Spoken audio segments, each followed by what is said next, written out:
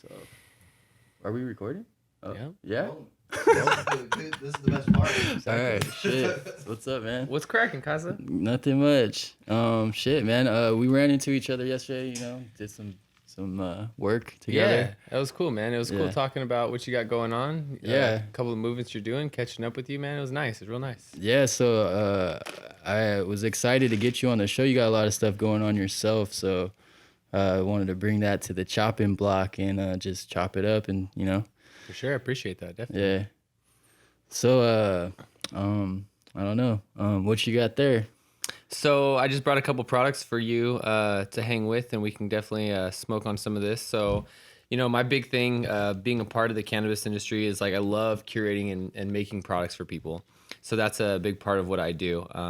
Down from like graphic design to like actually creating the product itself. So this one was like a joint that we did was a silver haze and a diesel cookies, and it was a bunch of basically the small nug and the shake that we had. And I was like, cool, let me just like put this into a bunch of joints, get this rolled up, make a graphic for it, and get them out. And so they ended up going to a bunch of the delivery services and stuff that we worked with. And basically like trying to find a way to create like there's a lot of waste in the industry, so less of a waste or recycle, more use of stuff that's not going to be used. So we did there, have some of that, and then our superior CBD product, the Recover 2000. This stuff is awesome right here, man. This is a full plant extract.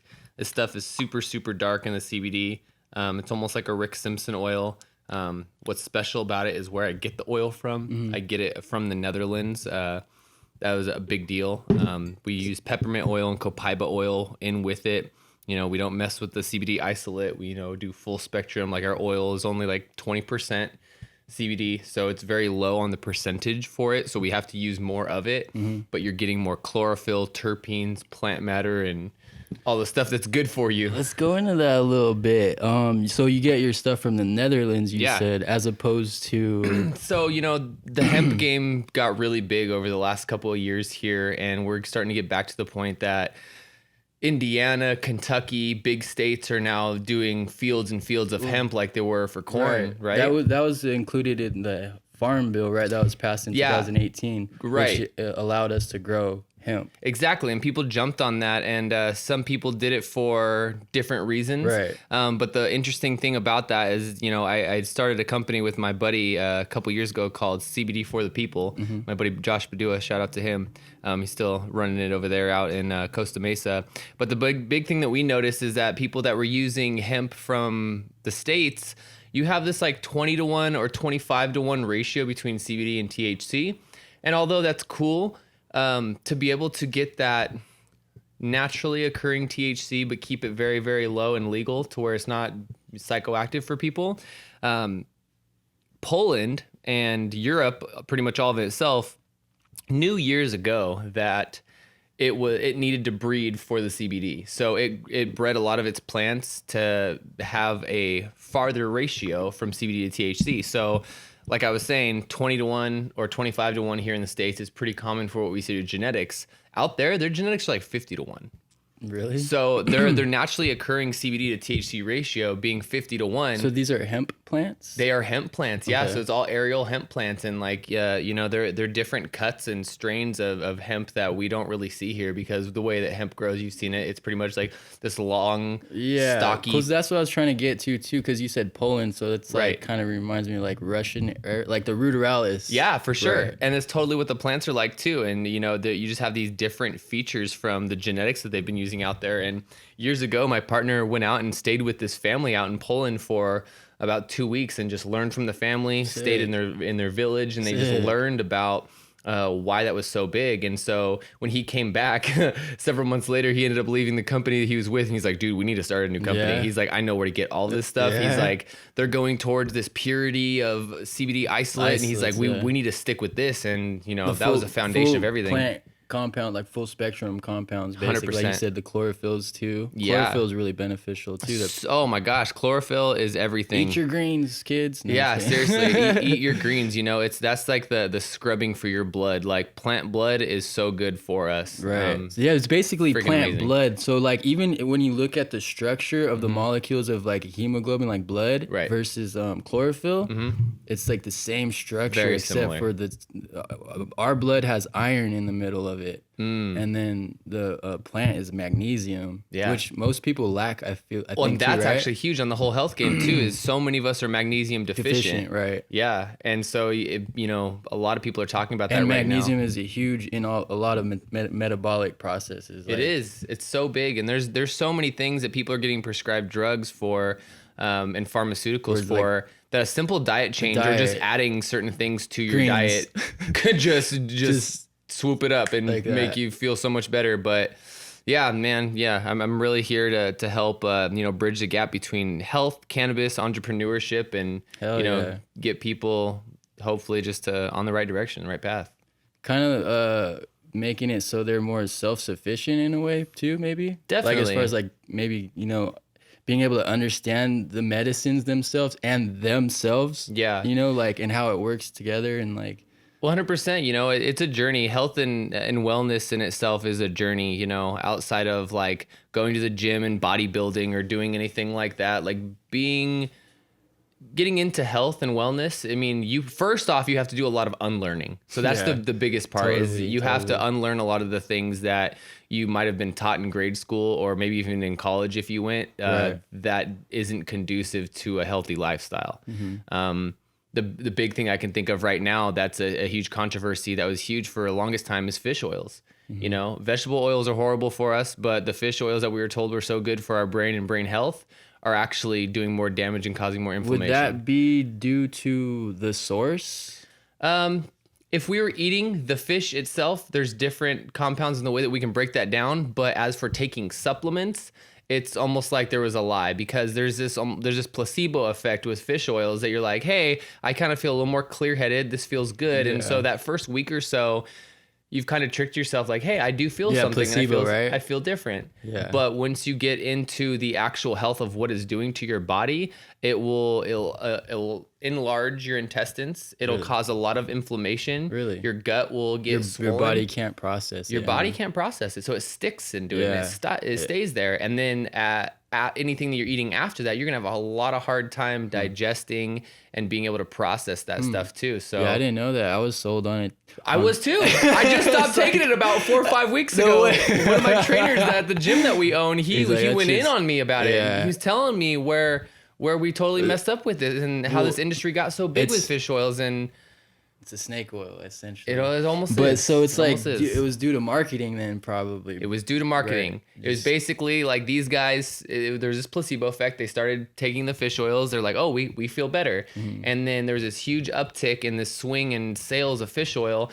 And those same people then years later went and found out actually long-term use of this stuff is pretty bad for us. So, well, one of the reasons I was led to believe to use those was for the omegas, right? Sure.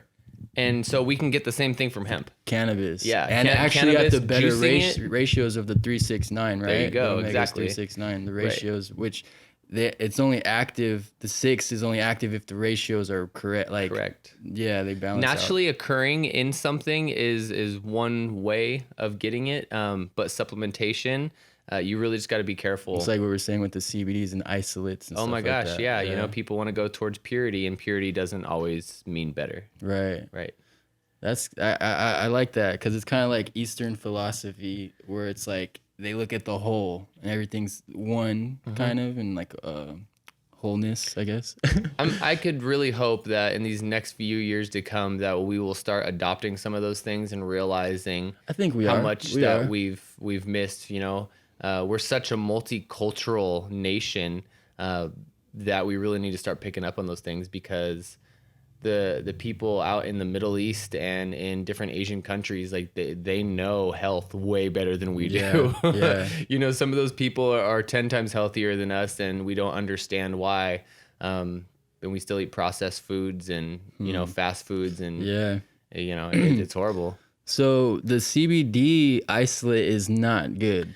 So it's not necessarily that it's not good. It's just it's empty. You know, you have an isolated molecule. So let's talk a little bit about the purity aspect of it, right? So people say, well, I want the purest this, I want the purest that. And they think that means the best. Yeah. So, you know, you could have 10,000 milligrams of CBD isolate in there and it look almost clear, but that's not going to work for you as good as 2,000 milligrams and it being super dark. And that's because it's stripped of all of its goodness and all, the full bodiness of it. So CBD is only one factor of why this supplement works so well.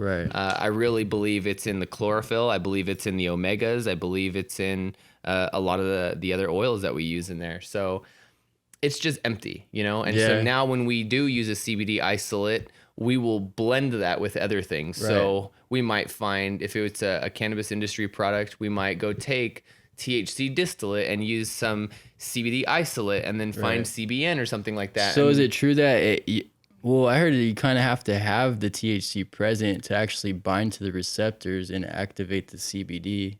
To have more of an effect, for sure. 100% definitely is. It makes it potentiates it. Right. And so there's almost a like a placebo effect or a first time effect to where if you know anybody that, you know, dabs CBD isolate or has it in like a pen or a vaporizer or maybe even takes a supplement that's just CBD isolate, the first time or maybe a couple times, they'll say it feels like something's working. After that, typically they'll say they don't feel it anymore. So it hits the receptors. The receptors fill up, but after a while, I think your body notices that it's empty. It's not full of what it needs. So like when I first saw CBD or started hearing about it as an isolate and it being used, well, I heard about it before I actually used it, right? You know, the science came out first and then people kind of hopped on board with it and try to market it, you know? And I was like, I didn't want to be skeptical, but like, I don't know. I'm a pothead. So like, I'm like, I don't feel anything, right? But then someone put it to me like this. It's like, you're not looking for a feel with people that really need it, that are trying to use it medicinally or for an ailment or whatnot. It's what you don't feel. And that's perfect. I think that's the best way to describe it because I always tell people, look, if you're going to take this, even this, I tell them, don't look for a feeling, look for a dissolution of feeling. That's what you're trying to take away the edge of the pain. Exactly. And so typically for a lot of people, they're used to taking a Vicodin, an Ambien, something that there is an intoxication level to that, right? When you take this pill and you like, oh, it's starting to kick in, it's working, right? CBD is not that. CBD's, this hurts, my neck hurts, my back, whatever you're using it for, and then you realize, oh, that's not hurting anymore. So that's the dissolution of feeling, right? So you actually kind of have to be careful. I've heard stories where people like feel good from it and then like they get hurt. Yeah, right? For sure. Yeah, it'll make you a little thinking that you're super negative or but something, also, right? it's better when you use it consistently, right? For sure, and I tell people, you know, whenever I give people a bottle of it, I always tell them, don't be sparse with it. Use it day and night until it's gone. The higher the dose is actually probably better. The more you can amp your dosage up. Yeah, and depending on what you're using it for. But yeah, use it until it's gone. Don't worry about, you know, trying to save a couple drops. Like just use it morning and night, then it's gone. Cool, we'll get you refilled. Like you want to get your CBDs up. Yeah, for sure. And you notice, I mean, even myself, dude, like from recovery and working out and skating and, you know, just the lifestyle that I live, it helps so much in my coffee in the morning. It helps so much at night from being sore. It's a big difference.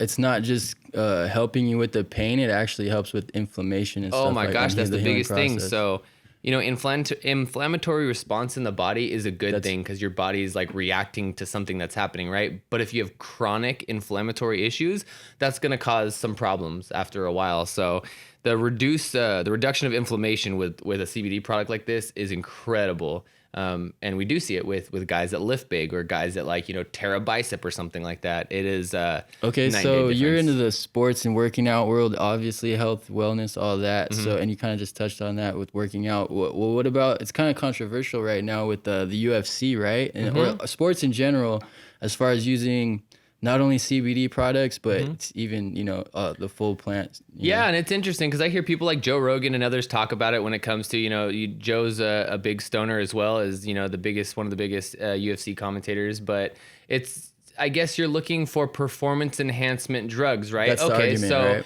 the argument is this going to enhance your performance? Now, to what degree is enhancing? Yeah. You know what I mean? I could argue that, well, if this guy wants to smoke before he wants to fight me, go ahead, let him smoke. Yeah. He might be a little bit slower. I have the advantage now. Right. So I guess it really just depends on how you look at it. Yeah. I have a feeling because I've just recently saw that I think it was like MLB or it might have been basketball that just started Basketball, allowing the cannabis, NBA, right? yeah. Right. So Yeah.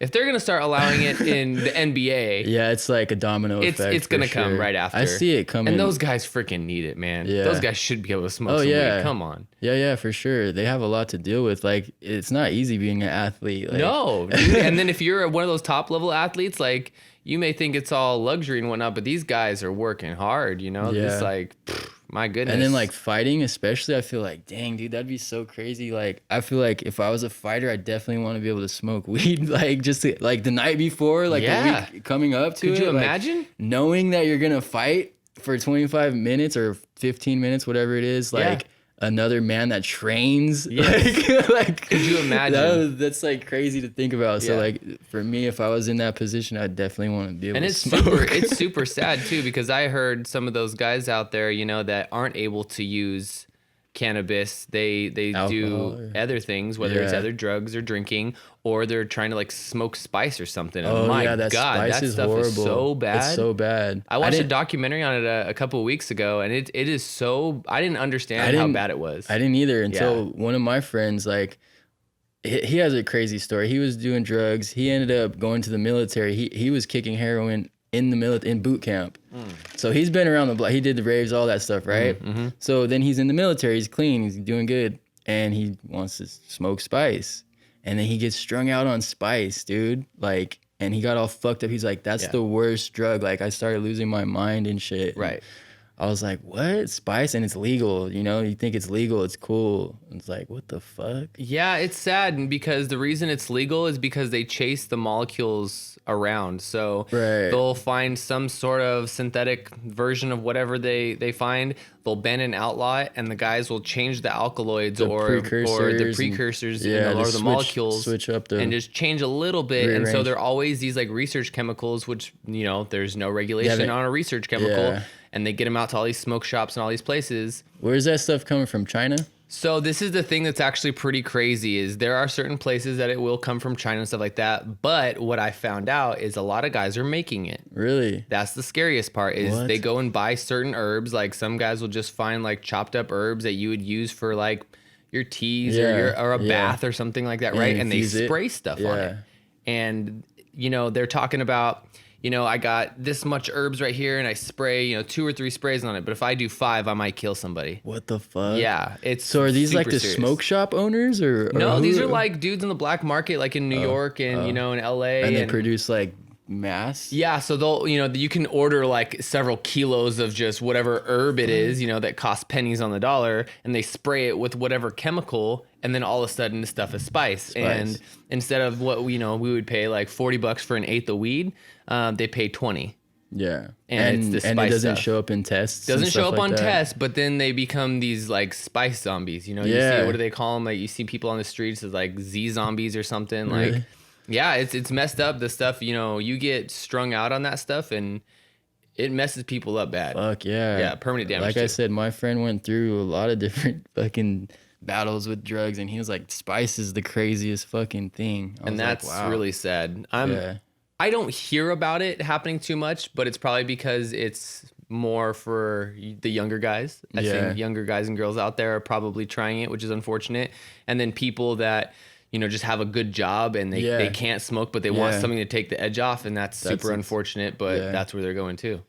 Yeah, it's sad, man. It's like, fuck, I'd like to see a whole world where I don't advocate it for everyone, but it's like it should be free for anyone to use if they choose to do Sure. so. Like coffee's kind Right. of, you could argue if, you know, the benefit. Oh, dude, caffeine is 100% a drug. No Yeah. doubt. Like, Yeah. I definitely enjoy my caffeine. You know, it is 100% a drug. Definitely, right? And we got kids drinking it and Yeah. stuff like that. So that's Got kind of kids crazy. drinking Monsters and Rockstars now. Like you should have to show an ID to grab a I Rockstar. agree with that because it is a drug, and like if you don't present it in that way, Mm-hmm. like kids, use it as a drug, but they don't understand they're using a drug. They're like, I need Yeah. a Coke, like, or I don't feel. Well, yeah, it's you make it so easy. You make it so acceptable to where, right, like you said, like the same store you're gonna buy a soda at, 2 coolers down, you got Rockstar and all these energy drinks, and kids, they don't need that extra energy, but they're No. just like they get hyped up Yeah. on being hyper. You know what I mean?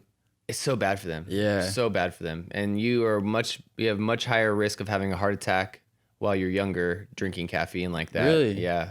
That's crazy. There are definitely kids that have died all over the country and probably all over the world from drinking those way too young. That's fucking crazy. Yeah, It's crazy as fuck. it's bad stuff. So, tell me about like your gym and stuff. Yeah, dude. So I have a couple of friends and I, a couple years ago, jumped into a venture, and we have a gym in Calamasa called 0 Point Athletics. So that is basically we take mind, body, and spirit, and we put it into a contemporary version of working out. Cool. We put you through the ringer. We have hour-long classes. There's different types of classes and different kinds of lifting.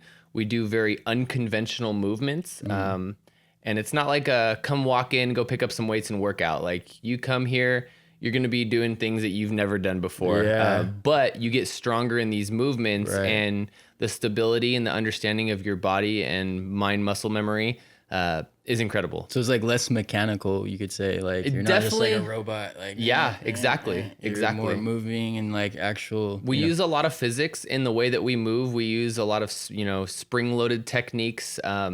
I'm not a trainer, but all my guys and my people over there that train are just incredible at what they do. And these guys they're people that they follow are the top of the industry. They're the teachers of the teachers. So you kind of remind me of Aubrey Marcus in a way. Like Yeah, a lot of those guys, they look up to Aubrey, shout out to Aubrey and On It Yeah. and Joe Rogan, they Yeah. definitely love those guys. That was a big inspiration for what we were doing on it, for sure. Cool. Yeah, I could see that for sure. Yeah, hydro bags, and we use landmines. So you take a barbell, you put it into a sheath that's attached to our whole rack, so you can move the weight all around. You're not just moving up and down or forward and backwards. You're moving in a 360 degrees in different Crazy. ways. And you have like the club too, and you use like Dude, kettlebells and the Clubs, yeah. kettlebells, like where you're using dumbbells in ways you've never used Yeah, them yeah, before. yeah. We use a lot of bands, so a lot of resistance. Okay. Or, we can just take like a really basic move like a bench press, and we'll take bands and tie them to kettlebells and put them at the ends. So we call that a chaos bench press, because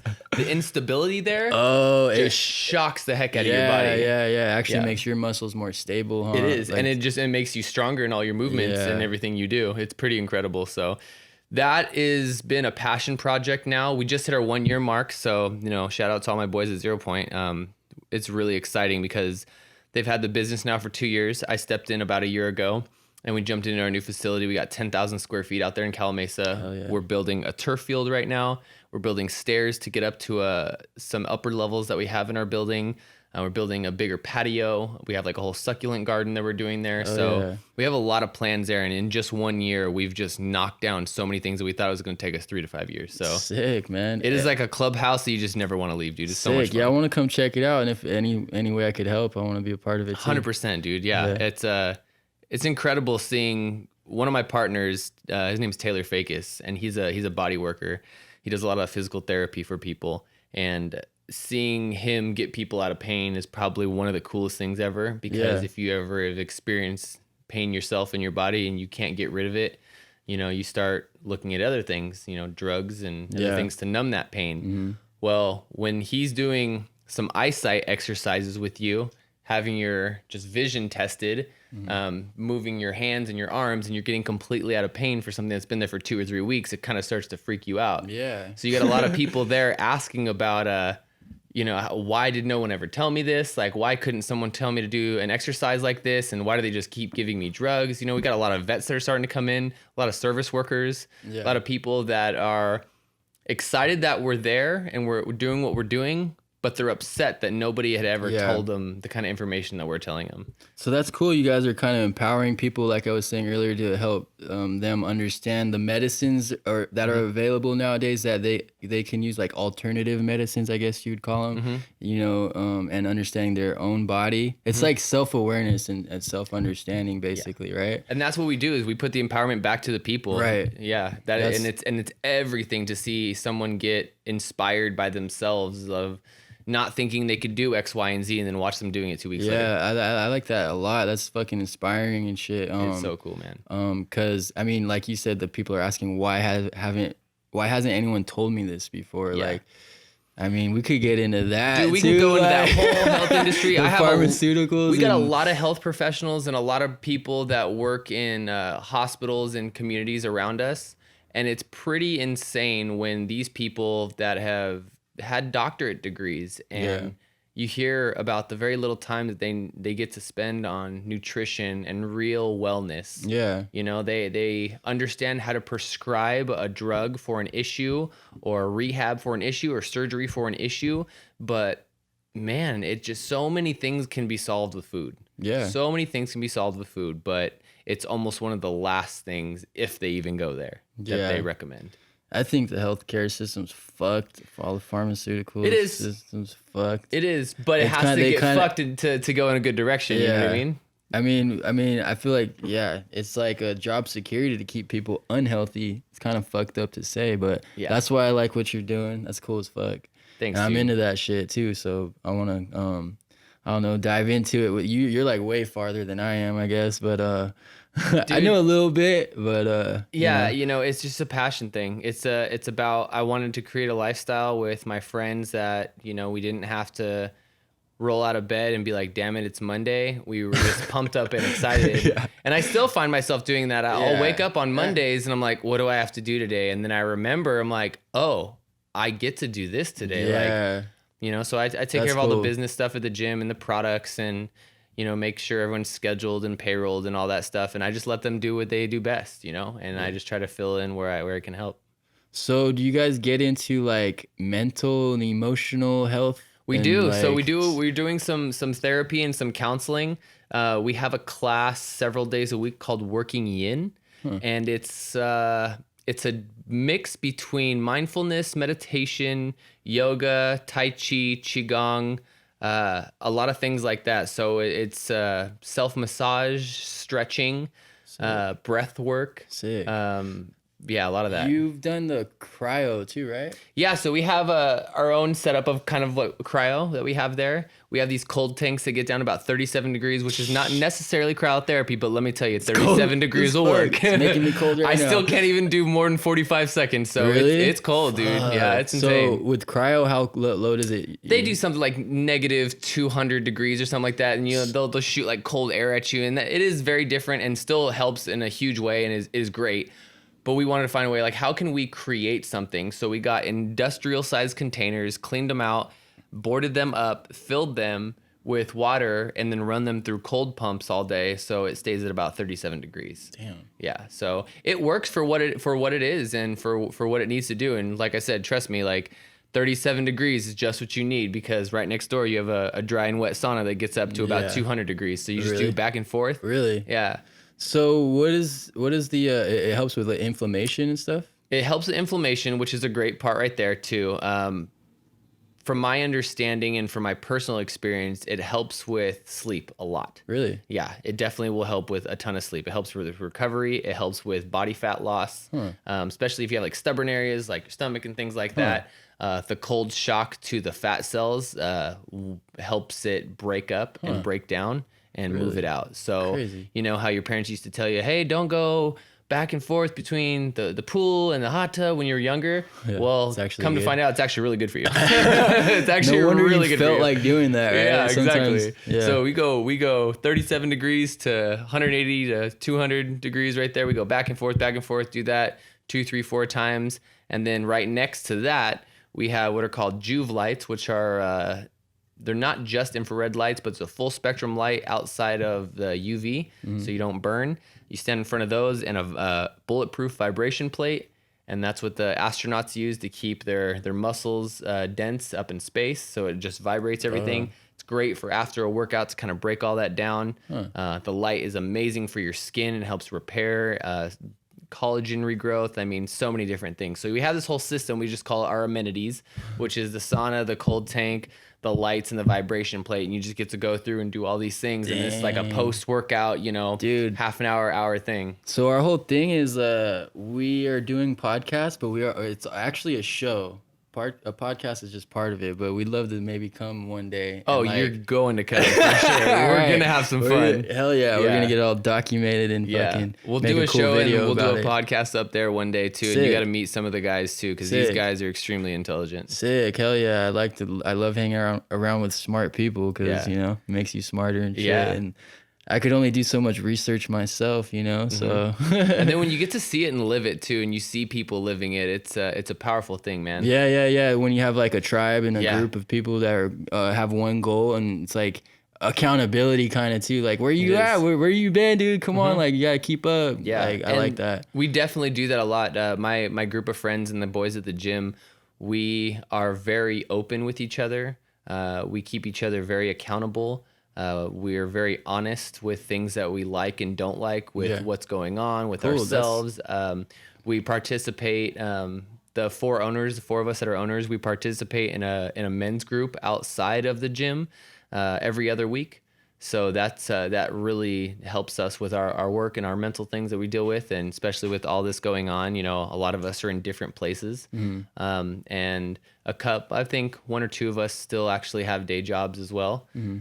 So some of those guys are just going through the ringer with all the COVID stuff, and just trying to like live their best life and keep a good happy smile on and keep things pushing. Yeah, that's cool. Like, it's all about self betterment, but you guys got the group, so Yeah. that's cool. As And then fuck. just being real when shit isn't good. Yeah. If it's not good and things Yeah. aren't okay, then let's Yeah. talk about it Yeah, and why yeah, they're not yeah. okay. Yeah, that's normal. Like, Having people to do that is huge. Yeah, Not for sure. we've noticed that not everyone has that, and to be able to create a space for that. And even if it's an outside person that we don't really talk to all the time and they just need to talk to someone, there's just people that come there and they just need to talk to someone. Really? Yeah, man, it's crazy. There's just people get isolated and they have nobody to talk to. especially right now, like you were saying, Mm-hmm. I've been feeling it lately myself. I'm like, I don't even go out a lot anymore, like to bars and stuff, but like once in a while I would, just to, get some out of stress the off house. or whatever, get out of the Right. house. Yeah. And it's just, I could imagine other people that need to get out. Like, I can be kind of isolated myself and like stay in my room, read books and whatnot, and keep myself occupied, but other people can't. So it's like, yeah, it's tough out there for some people right now. That's cool. You guys got that going on. So just random people coming. Yeah, well, it's just interesting because one person will tell another person, Oh, the other okay. person comes over here, and they just That's come cool. over, and you give them that window of opportunity to open up about something, and the floodgates just go. Hell and yeah. Like I said, some people just haven't talked, and Yeah. unfortunately, if they're watching mainstream media or if they're sitting in front yes. of the TV all day, they're so shook with fear and very little hope. And if they're not people of faith either, sometimes that just wrecks them as well. So it becomes really hard on those individuals. And so we try to guide people and just help them, like I said, through body, mind, and spirit. And so the whole place is so much more than just a gym. That's dope. That's cool. Like, I like that. And I have a vision of like just people taking, like, we're like me, like, all right, we'll go to your gym, and then like you said, people will talk about it. I'll talk about it, and it will just spread from there. Like, not like, I feel like it will just create more, not franchises, but like, like little groups. It where it's will. like, hey, I got this. I seen this. I went to this place and I got these ideas. Let's do it over here too. Like, and that's kind of what needs to be happening. Like little small tribes over here. That's like, because we need that group. Right. It's all about self-betterment, but we need a group of people to do it. We definitely do. And to be able to live those things out and push forward. And, I work in several different industries myself. And so I see people in some industries that I'm like, dude, this surrounds you and this is like your echo chamber. Like, you don't know anything outside of Exactly. what's The going echo on here chamber. or any other perspectives. Right. And so, I'm constantly putting myself in situations with people that have different perspectives from me. Because I love to have dialogue and I love conversation. I think that a lot of younger people, especially, they want to either have this whole cancel culture bullshit, right? Where they want to cancel someone immediately for not having the same belief. Right. Or they want to just tell you what they believe and they want to put it in your face like that instead of Yeah. having dialogue. Right. So, I like to get myself out of my own echo chamber, be able to hear how someone else views the world, give my 2 cents and talk about that because I think it's powerful. We Yeah. need to have more diverse conversations. We are. Yeah, exactly. Yeah, we totally are. Cool as hell. Yeah. So I had another question about your gym or the whole wellness kind of movement you're in. What about float tanks? Float tanks, they're pretty badass, man. Hell So yeah. we have I've done some, it once. We have some friends that have this place down in off the 15. Canyon Lakes? Yeah, Oh, I think I went to that Float one. State. No. So this is by like a sushi place over there. It's pretty cool. It's called Float State. One of my friends, Eric, works over there, and he's a massage therapist. We went out there and did what's called the Lucia lights, which is really cool. It's almost like a psychedelic light show. Then you sit there for like 30 minutes, and it has music that goes to it. While you're floating? No, it's separate. And then we did the float right after that, which Okay, is really so cool. It was before. And then, I highly suggest if anyone is listening and wants to do a float themselves, do it by yourself. Yeah. Don't do it with a partner. Because my lady and I did it. And as soon as you start getting comfortable and you bump into each other, it kind of just like takes you out of your zone. So even if you have a significant other, do it by yourself. Yeah, do the individual ones. They're so much better. How many times have you done it? Only once. Okay. Yeah, only Yeah, I've done it done it. once. And I will definitely only do it like by myself now. Yeah. Even if we go together, it's like, all right, let's get our own little pods. So yeah, I feel like me and my buddy kind of talked about it, but you kind of have to do it. It's something you kind of almost have to practice to kind of. That's how what I long hear. did you do it for? An hour. An hour. I did it for an hour too, and I feel like it takes a while to get comfortable. Oh, for sure. Yeah. To get used to like the water and everything, and then to actually get to that point deep inside yourself where, you know, that's what you're looking for.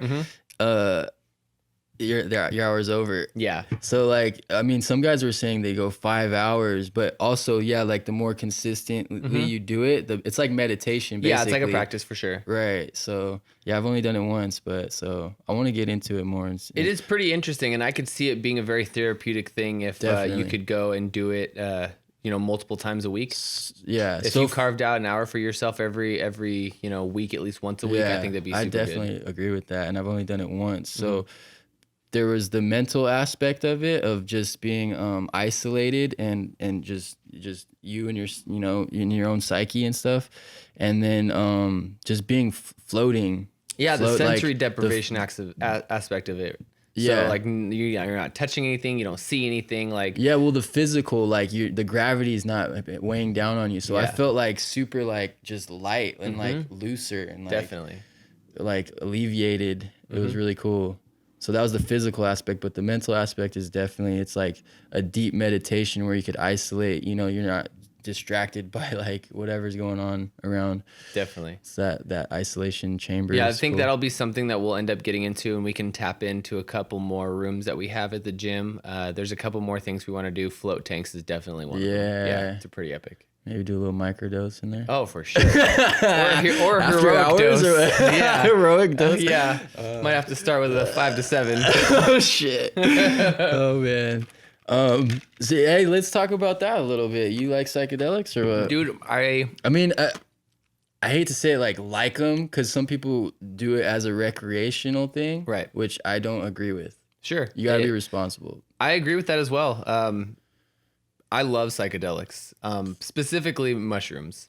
For self-explorations and Dude, for so many different things. When I feel like I'm pent up too tight, instead of wanting to go to a drink, I'd rather have some mushrooms and go hang out outside somewhere, or go have some me time, or something with a friend, with a close friend, do something like that. And I would say 9 times out of 10, it's for a therapeutic reason or environment. I definitely have taken them recreationally before, but the times that I have taken them recreationally, like I've been at a concert or something like that, it wasn't that fun because you're so slowed down. You kind of want to observe things, and you trip out on stuff a little bit too. And I don't recommend that to anybody at all. I would definitely say like be safe, be home or outside in nature. Don't have anybody around you don't like. You get sensitive to like energies and stuff. Yeah, and you people see want to say things- like, oh, bad vibes and stuff, and that's like really bad vibrations from people or negative energy. Like you don't want to be anywhere around that. super tuned in. Yeah, you are. So that's why you got to be careful. So that's why it could be a good tool, like you're saying, if you do set up that right environment, say in your room, and you're listening to like really good music, and you have that intention of like clearing space that, you know, whatever, you know, you're going through, you want to handle some things that you're going through or whatever. Yeah, I've had that experience too. I've had both experiences. Yeah. So like, Same that's here. why I kind of wanted to put that out there. Like, it can be fun. It can be a great time for sure. But to me, that's not what it's for. And I've seen it happen where people do it like that. And then then they learn that. Right. I mean, I almost feel like it's not even up to me to say, but I don't know. Like, I think the mushroom has control of a lot of things, and like it will teach you what you need to be taught. It'll teach Like, you real quick, and it's sometimes there it's to not fun. destroy the ego for sure. Yeah, if you take yourself too seriously, or if you have too much of an ego about yourself in your life, and you can't humble yourself, it will humble you. Yes, definitely. For sure. And that's what I So- tell a lot of people that ask about it too. Is, you know, I'm thinking about trying some mushrooms. Like, what do you think? I'm like, well, do you have any like demons, or do you lie to yourself on a daily basis about your life and who you are? You got skeletons in your closet that you're running from. You might want to double think about that. You know, you might want to So break you into wouldn't those things recommend it? Break into it? I would recommend it, but you have to have a caretaker there, a babysitter, if you would. You know what I mean? Help guide you through shaman? that. And you know, that's the next thing I'd like to talk about too. There is, like, I have friends that are people of the tribe that they do ceremony, and after observing that, I'm not saying this is probably going to happen for me, but I would 100% agree with doing it through that practice. Do it through a ceremony, do it through a guide, like someone that can help with that, whether it's like music, setting, the environment, because it changes everything. It does make it a little bit more intense, but there is it's structured to a way of you're trying to get somewhere and then pass yourself through it. And it's so powerful. Yeah. So powerful. Definitely.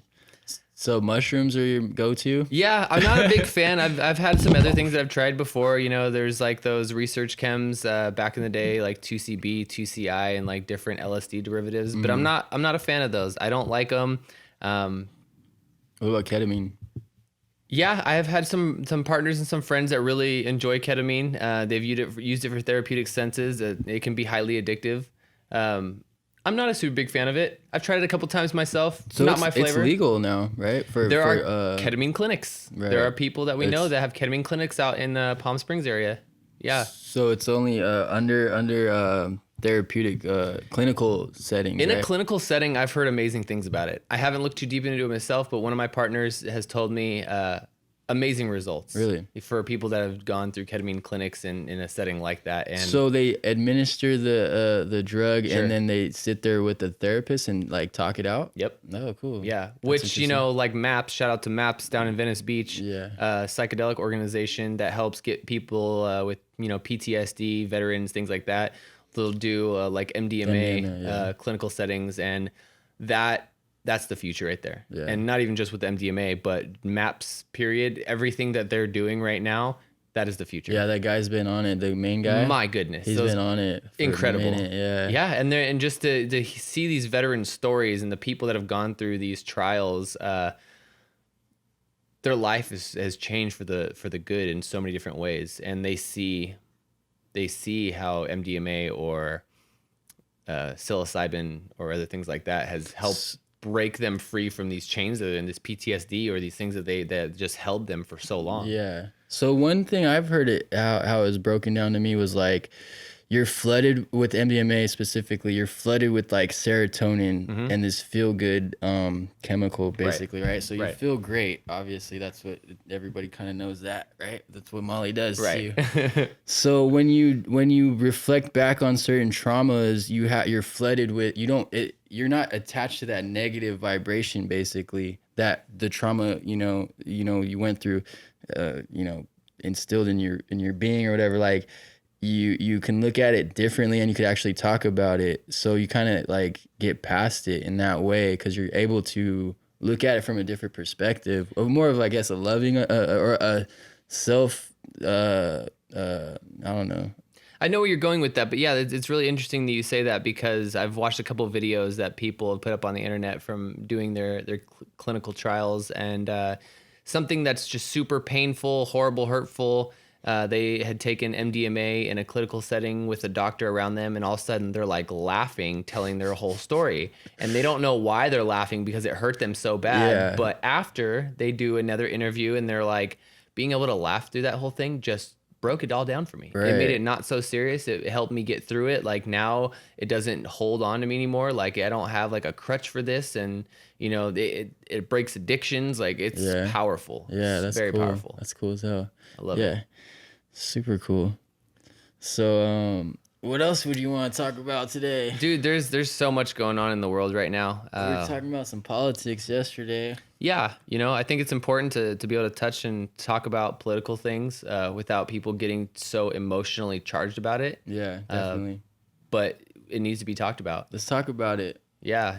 How do you feel about Trump? Well, you know, it's hard for me, honestly, because I am not a Trump supporter, but the things that are happening right now, I believe needed to happen. We had a very broken society, still do. And I think the things that are happening right now are going to change the way that our world operates and our world works forever. Definitely. One thing that I will preface with there is I've been following that Q or QAnon movement now for the last few years. Really? A lot of people want to talk a lot of bad things about it, but from what I can tell and understand, and from what I've educated myself, you know, it's a military intelligence operation that is inside our government, has been there for the last 3 years, at least, you know, publicly putting stuff on open chat boards and forums and telling us about things that are happening inside of our government that we didn't know. Very specific too. So this person or team of people has to be super close with our president. Goes down so many different rabbit holes. We can talk about, you know, Obamagate, Pedogate, Pizzagate. There's so many different things. And, you know, when you talk about these subjects as people, they're so crazy, so wild, and so out there that at a certain point you lose people because it just seems not real. It seems like it's so crazy that couldn't happen. They wouldn't let that happen, and they close it down and walk away. Or they just don't want to deal with the truth about it. Like a lot of people don't want that. A lot of people don't want the truth, and if they don't, then so be it. You want to keep living in your shell. And you know, it hurts. It's not a fun thing to talk about all the time, but it's needed. Yeah. There's so much there. There's so much to unpack there. No, I'm kind of with you. Like, I'm not a Trump supporter. I thought he was a fucking joke. I still think he's kind of a joke in a way, but he's a puppet though. I've never looked at him like, there's our president. You know, like I think he very much knows that he is used as a placeholder, and there is a team of people and an intelligence around him that has to dismantle what's there. They call it the swamp for a reason. You know, they had to drain the swamp. HBO just came out with a special called The Swamp and broke it all down to what it really means and why it's there. You know, there's a reason why over half of Congress is millionaires when they only have a salary of like $250,000 a year. So that's kind of what I wanted to get into. So are we fighting like the forces of good and evil within the government? Is that what's going on? This is a spiritual battle. This is a battle of good and evil. And it sucks because they want us to look at it like a red versus blue, a Democrat versus Republican. And that's where the confusion is. And it sucks too, because I've never believed in, and I still don't believe in this bipartisan, two-party bullshit. It's stupid. It doesn't work. It segregates people. It doesn't allow people to have a voice. Just because I have an opinion over here that seems like something far right doesn't mean I don't agree with something over here that's far left or maybe right in the middle. Yeah. And I think a lot of people, everybody should have opinions about different subject matters, and it's somewhere else on the spectrum. But yet if you have some sort of official leaning with a corporation you work with, and everybody there is like super red, Republican far right, that's kind of like your tribe that you have to go with. You know what I mean? And so I think our entire country has been pushed to that. Yeah. And then they want to bring race into it and act like there's going to be a race war about it. And, I think that's a bunch of bullshit too. So where do you think like that stems from? Injustice, inequality, a lot of bad people out there. You know, there are a lot of bad cops out there, but there are a lot of good cops out there too. I personally know a lot of really good officers out there and great people. But obviously we have a problem where people are getting profiled and they're getting beat up and harassed for the color of their skin and the neighborhood they live in. And that's not okay either. So there's a systematic issue that we need to attack. And I think we are doing it to a degree. But I'll come out and say it, that this whole BLM movement it's a hijacked movement. It's not really about the people. It's not really about their rights and their abilities. Like the corporation that funds and owns, like the whole George Soros bullshit. Like this guy is like pushing the agenda on the mainstream media, telling people what to believe. The movement has been hijacked. I heard they've been making like a lot of money, and they haven't really helped any like black communities. No, not at all. Like with simple things that it's all smoke and mirrors. That's all it is.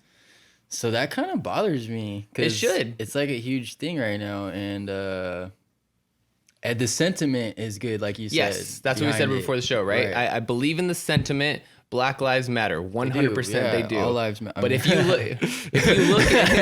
you look into who owns right, exactly. Black Lives Follow Matter the money. follow the money. If you ever want to wonder anything, follow the money. Yes, that's what I meant about like just like the BLM thing. Of course, Black Lives Matter. Like all lives matter. So like, but follow the fucking money. Do some research. Don't be so stupid and just, I don't know. People are just not. We live in the age of information right now, dude, which is a scary thing because it could be it's a double-edged sword, and there's misinformation. But it's like we have cell phones and we have the whole world in our hands basically, and we're still just not really it's just like a popularity thing and just trying to, like you said, just fit in somewhere with like the red and blue or whatever, and then if you're on this side, you can't agree with this guy because he's on the other side. So it's like stupid as fuck. But yeah, the whole BLM thing is kind of I mean, and that can even tie all the way back into mask shaming about COVID stuff. Like if you talk to health professionals or people that work in there, they'll tell you, oh well, it's to help stop the spread is what it is. Really? Okay, well, if I'm not sick, then there's nothing to spread right here. So why are you worried about me wearing this mask? Like I go in circles with people this all the time. I've been out in public, like the other night I was out too, and getting mask shamed for not wearing a mask. And you can tell me all your reasons of why you think I should be wearing them, and that's fine. But that's your opinion, because if anything, I think it's hurting people. You get lack of oxygen. You're underneath a mask, like you're not breathing good quality air. And then COVID itself is a respiratory illness, so it's like you're pretty much suffocating yourself, and then you're trying to fight a fucking disease. And the virus is even smaller than your little cotton mask that your neighbor made. And then there's still the chance of like if imagine if it's paint, like, and you're touching your mask and then the paint gets on your hand. It's like it's not just coming out of your mouth. If you're infected, it's pretty much on your hands. Right. I mean, obviously there's the argument of sterilizing, but fuck, how much sterilizing can we do? And like you said, what if we're not even sick? Most of us aren't even sick. Right. I don't know, man. Let's talk about it a little bit. The COVID thing, I think it's a fucking hoax. As far as like, I know it's real, but it's just the fucking the severity of it, I don't think is that bad. No, numbers are definitely inflated. From friends and people that I know that work in and out of hospitals, numbers are inflated. They're lying about the deaths. We had a family member that died a couple weeks ago of an overdose, and they listed him as a COVID death. Really? Yeah. I've heard a lot of that stuff. And we knew how he died. We were like, all right, we were pretty understanding what happened. Yeah. And then the coroner comes back 3 weeks later and is like, oh no, he died from COVID. So did he have COVID? No, though? bullshit, because he got out of jail 4 days before it tested negative. What the fuck? So we know, so they're getting paid, right? Exactly. You have, for every COVID case you have, you get money for that. For every COVID death you have in your hospital, there's money for that too. So there's now incentives for them to be able to do that. And they're not gonna, they don't think they're gonna be audited for things like that. They're not gonna go back on it. But now doctors are rising up all over the country. Now the doctors that are rising up, the mainstream media wants to squash them and tell them these doctors are crazy. Yeah. Don't listen to them. Yeah. When you got Tony the Rat Fauci out there lying to you, and he's killed people for decades now with AIDS, fuck that guy. Really? Fuck that guy. People just need to do some research, huh? It's they really do. fucking Fauci. He was saying in the beginning of this whole thing, like, oh, a mask is not gonna do anything. He was like laughing about it, like it's just gonna make people feel better, if anything. Like, ha ha ha. Now it's all of a sudden it's switched, and it's like you're supposed to be a fucking expert, and you're telling the whole country what to do, and fucking you just flip flop from one total perspective of laughing about it and fucking saying it's fucking a joke to like, oh, everyone needs to wear a mask. Fauci. But so and that's what's Gates are in the mix scary, dude. together. Like, if it's all kind of like the whole world shut down, and if it's not that severe, like, what's going on behind the scenes? What is going on behind the scenes? Well, my friend, let me tell you. So behind the scenes, and you know, people want to think this is like a joke or it's not real, but I'm telling you, dig and you will find your answers. Is that people are getting arrested all around the world for being sick fucks, for being pedophiles. Yeah. And what people don't really understand is that inside and outside of our government and our celebrities are people with a crazy addiction to a drug called endochrome. Yeah. So endochrome is a chemical substance that can only be found through the pineal gland of a child that has been traumatized. It has to be a child Pretty much, because it's because they're fresh pineal glands. It's true. better. Yes, they're basically less tainted. So the movie's Monsters Inc.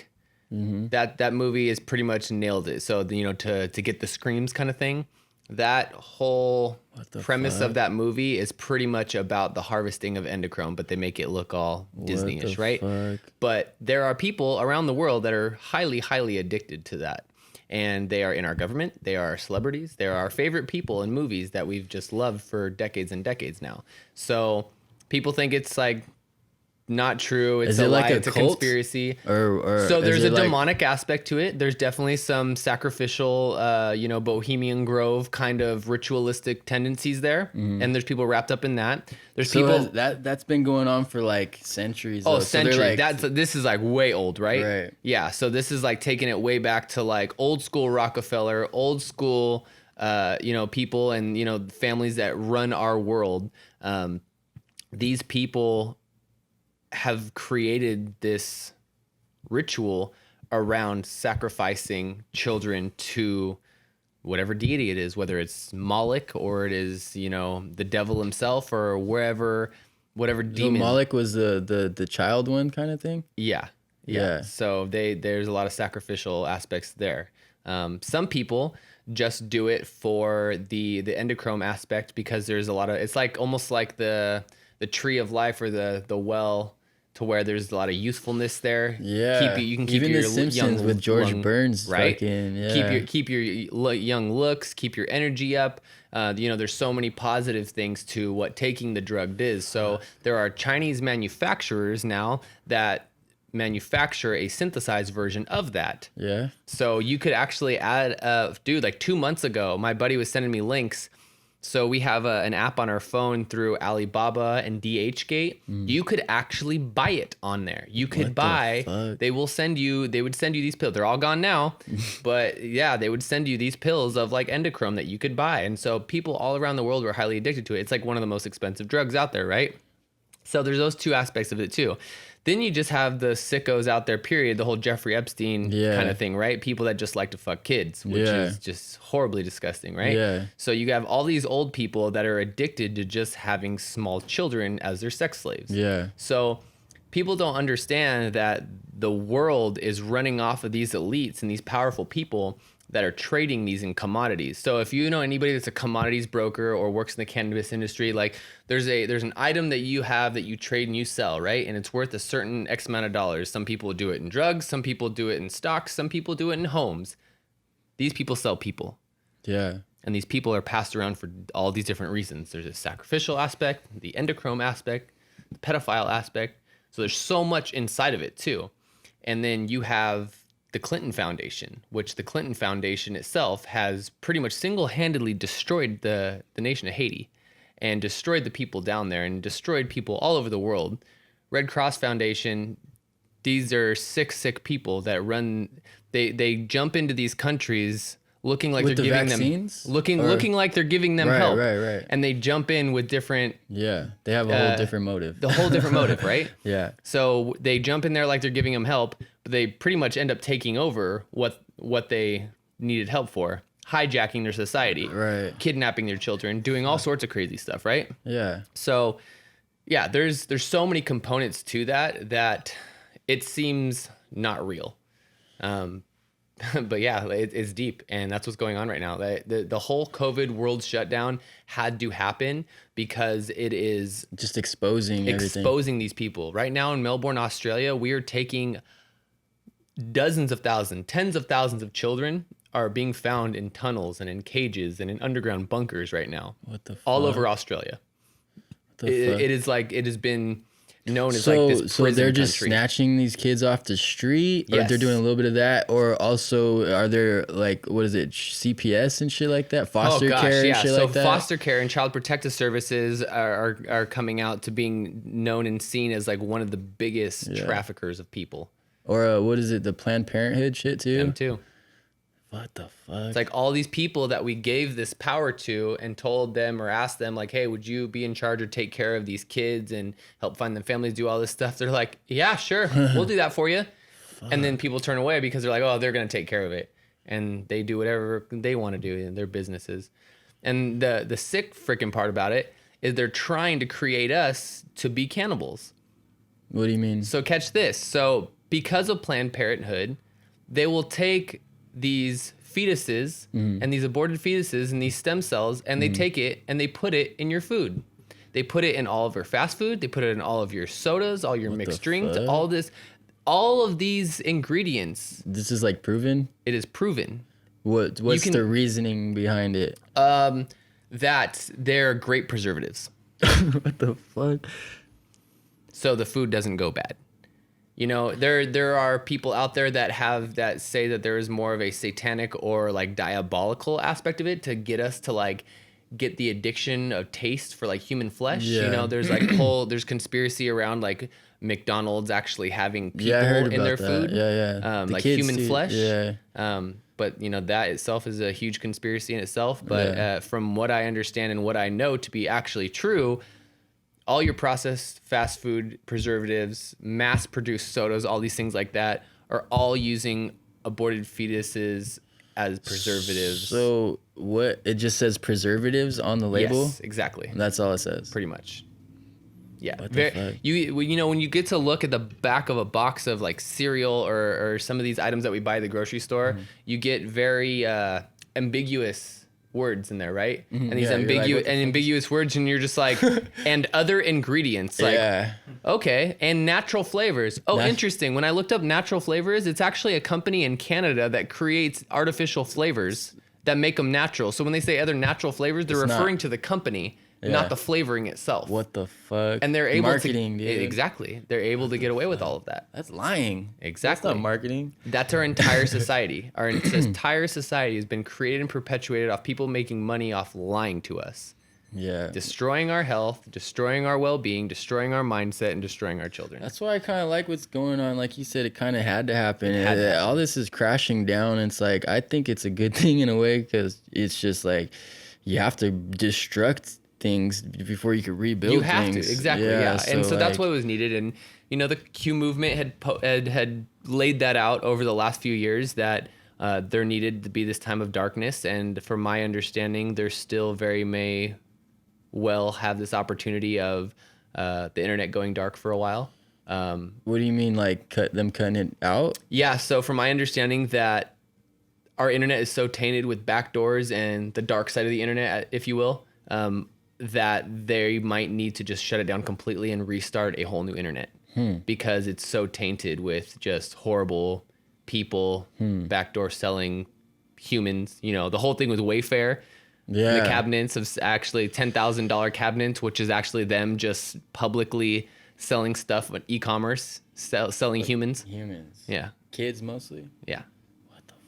So all this has been going on, but it's just like I've been hearing about. Like I heard the one you said, like McDonald's and shit like that with the kids, and a lot of these different theories or conspiracy theories I've listened to, I've heard about. I like to entertain them and just imagine if they're true.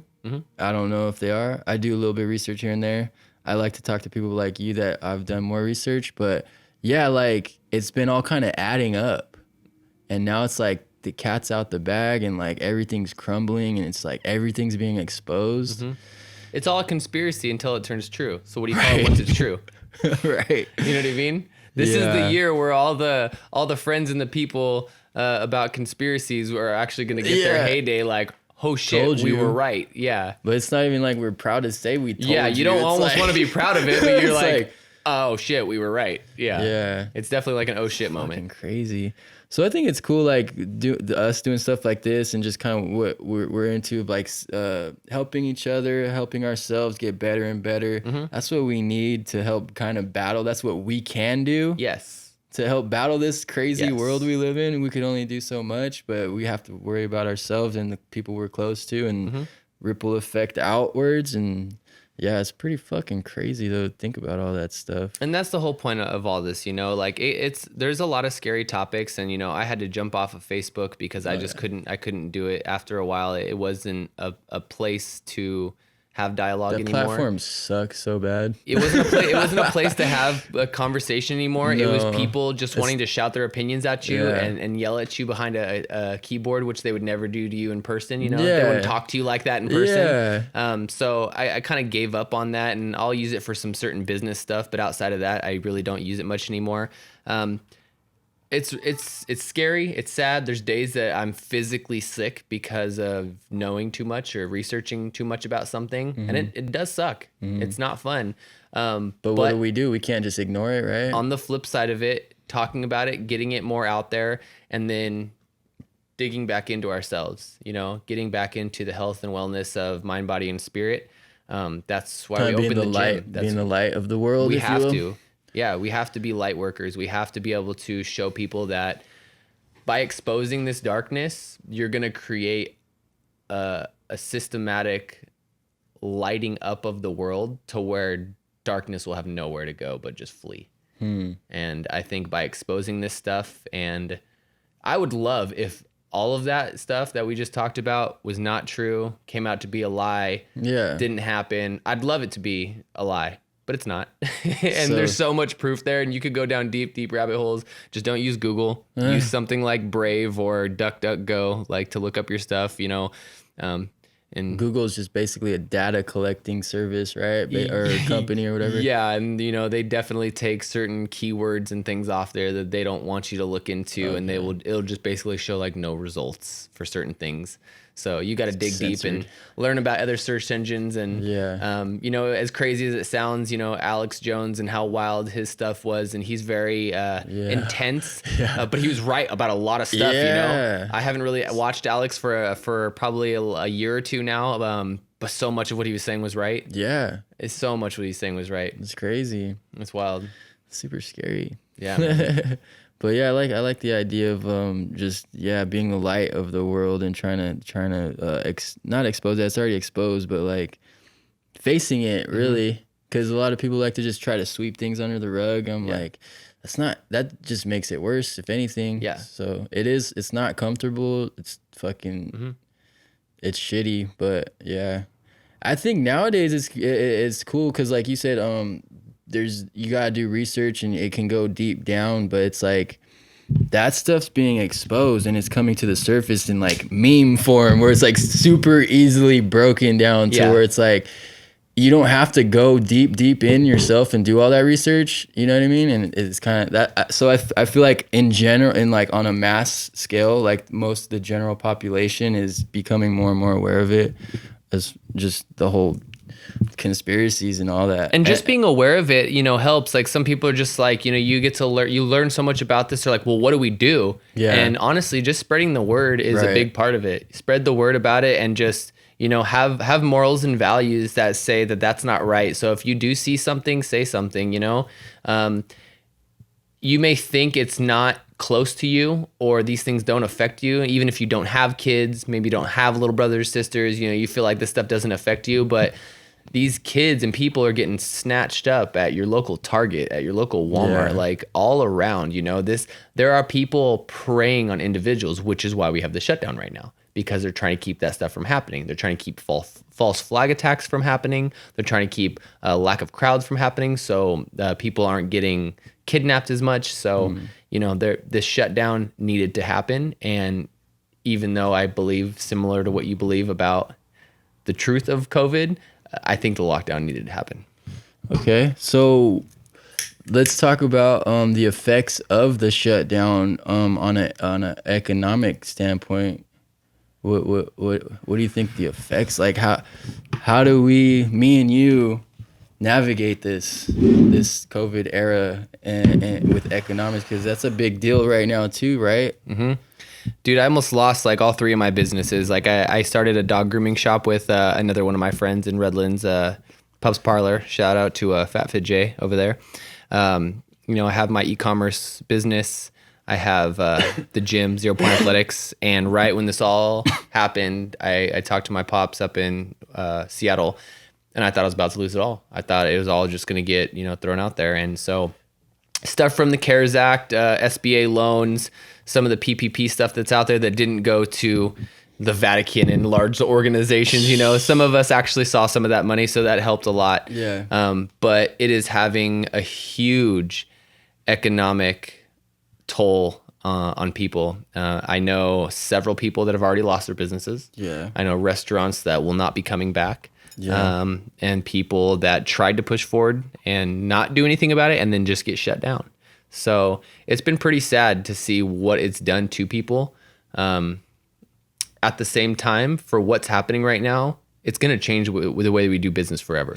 Yeah. So obviously, business has been changing with the advent of the internet and like how we do, business, and with our even social media. It's like direct to consumer. It's like it's changed the game. We don't really market on like TV as much, right? Or billboards and stuff like that, or newspapers or phone books. It's all digital nowadays. Right. So like, this shutdown did, I feel like, kind of create that impact where it was a gradual kind of, like older cats that were in business, they would go and meet up. And now it's like you're doing Zoom meetings. It's like, why would I fly over here to do a meeting and I could just do a meeting right here at home? And it was the push for that. There's a lot of businesses that just needed to do that needed to start, not doing so much travel, and just having a Zoom conference call could have been fine. Didn't need to go to New York for a meeting for 2 days, didn't need all these expenses and shit.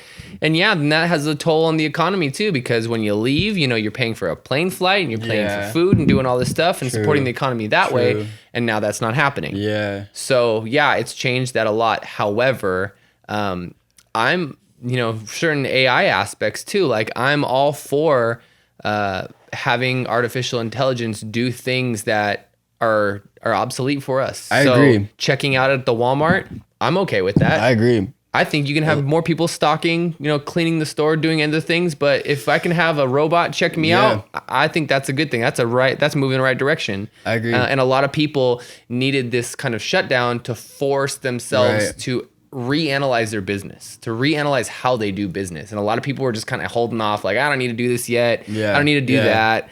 And now they're like, oh shit, I have to do this. For sure. I see that happening a lot too. Yeah. Fuck, I forgot what I was gonna say. The weed got me. What kind of joint is that? Yeah, so that's some diesel cookies crossed with silver haze. Cool. So there's basically 2 types of flour that we ground up and put it all in there. Yeah, it's good. I like it. Hell yeah. I got a couple for you guys to hang on to later. Cool. Hell yeah. Yeah. So what about China? China, dude. What do you know about China? Oh, quite honestly, I don't know too much about China, but they do scare the shit out of me. Right? Yeah, they scare the shit out of me with their ghost cities and a lot of weird shit they got going on. Their communism, the utopian socialist society. In theory, always sounds great. It always sounds good in the textbooks. It's not practical though. Never. And that's crazy because I have super far left friends that are like, well, look at this and the way this could be, and we could have this. And I'm like, yeah, it's all great in theory, but it never turns out that way. You're putting power in the hands of very few people. And when people have power, they do stupid things. Yeah. And it just doesn't encourage, like we talked about it on our last show, me and my buddy Tyler, but just the free market and how it encourages growth. it encourages innovation. It encourages, Yep. you know, people to, it's just the survival of the fittest, you know, Yeah, which is 100%. cool. It pushes the envelope and stuff. But yeah, China's fucking China's crazy a as scary fuck. place. You know, they do a lot of amazing things with technology. It's sad to see what they do to their labor force. You know, that's why they have nets outside of their Yeah. buildings making Apple phones, because people want to kill themselves because Yeah. they're worked too hard and too much and paid too little.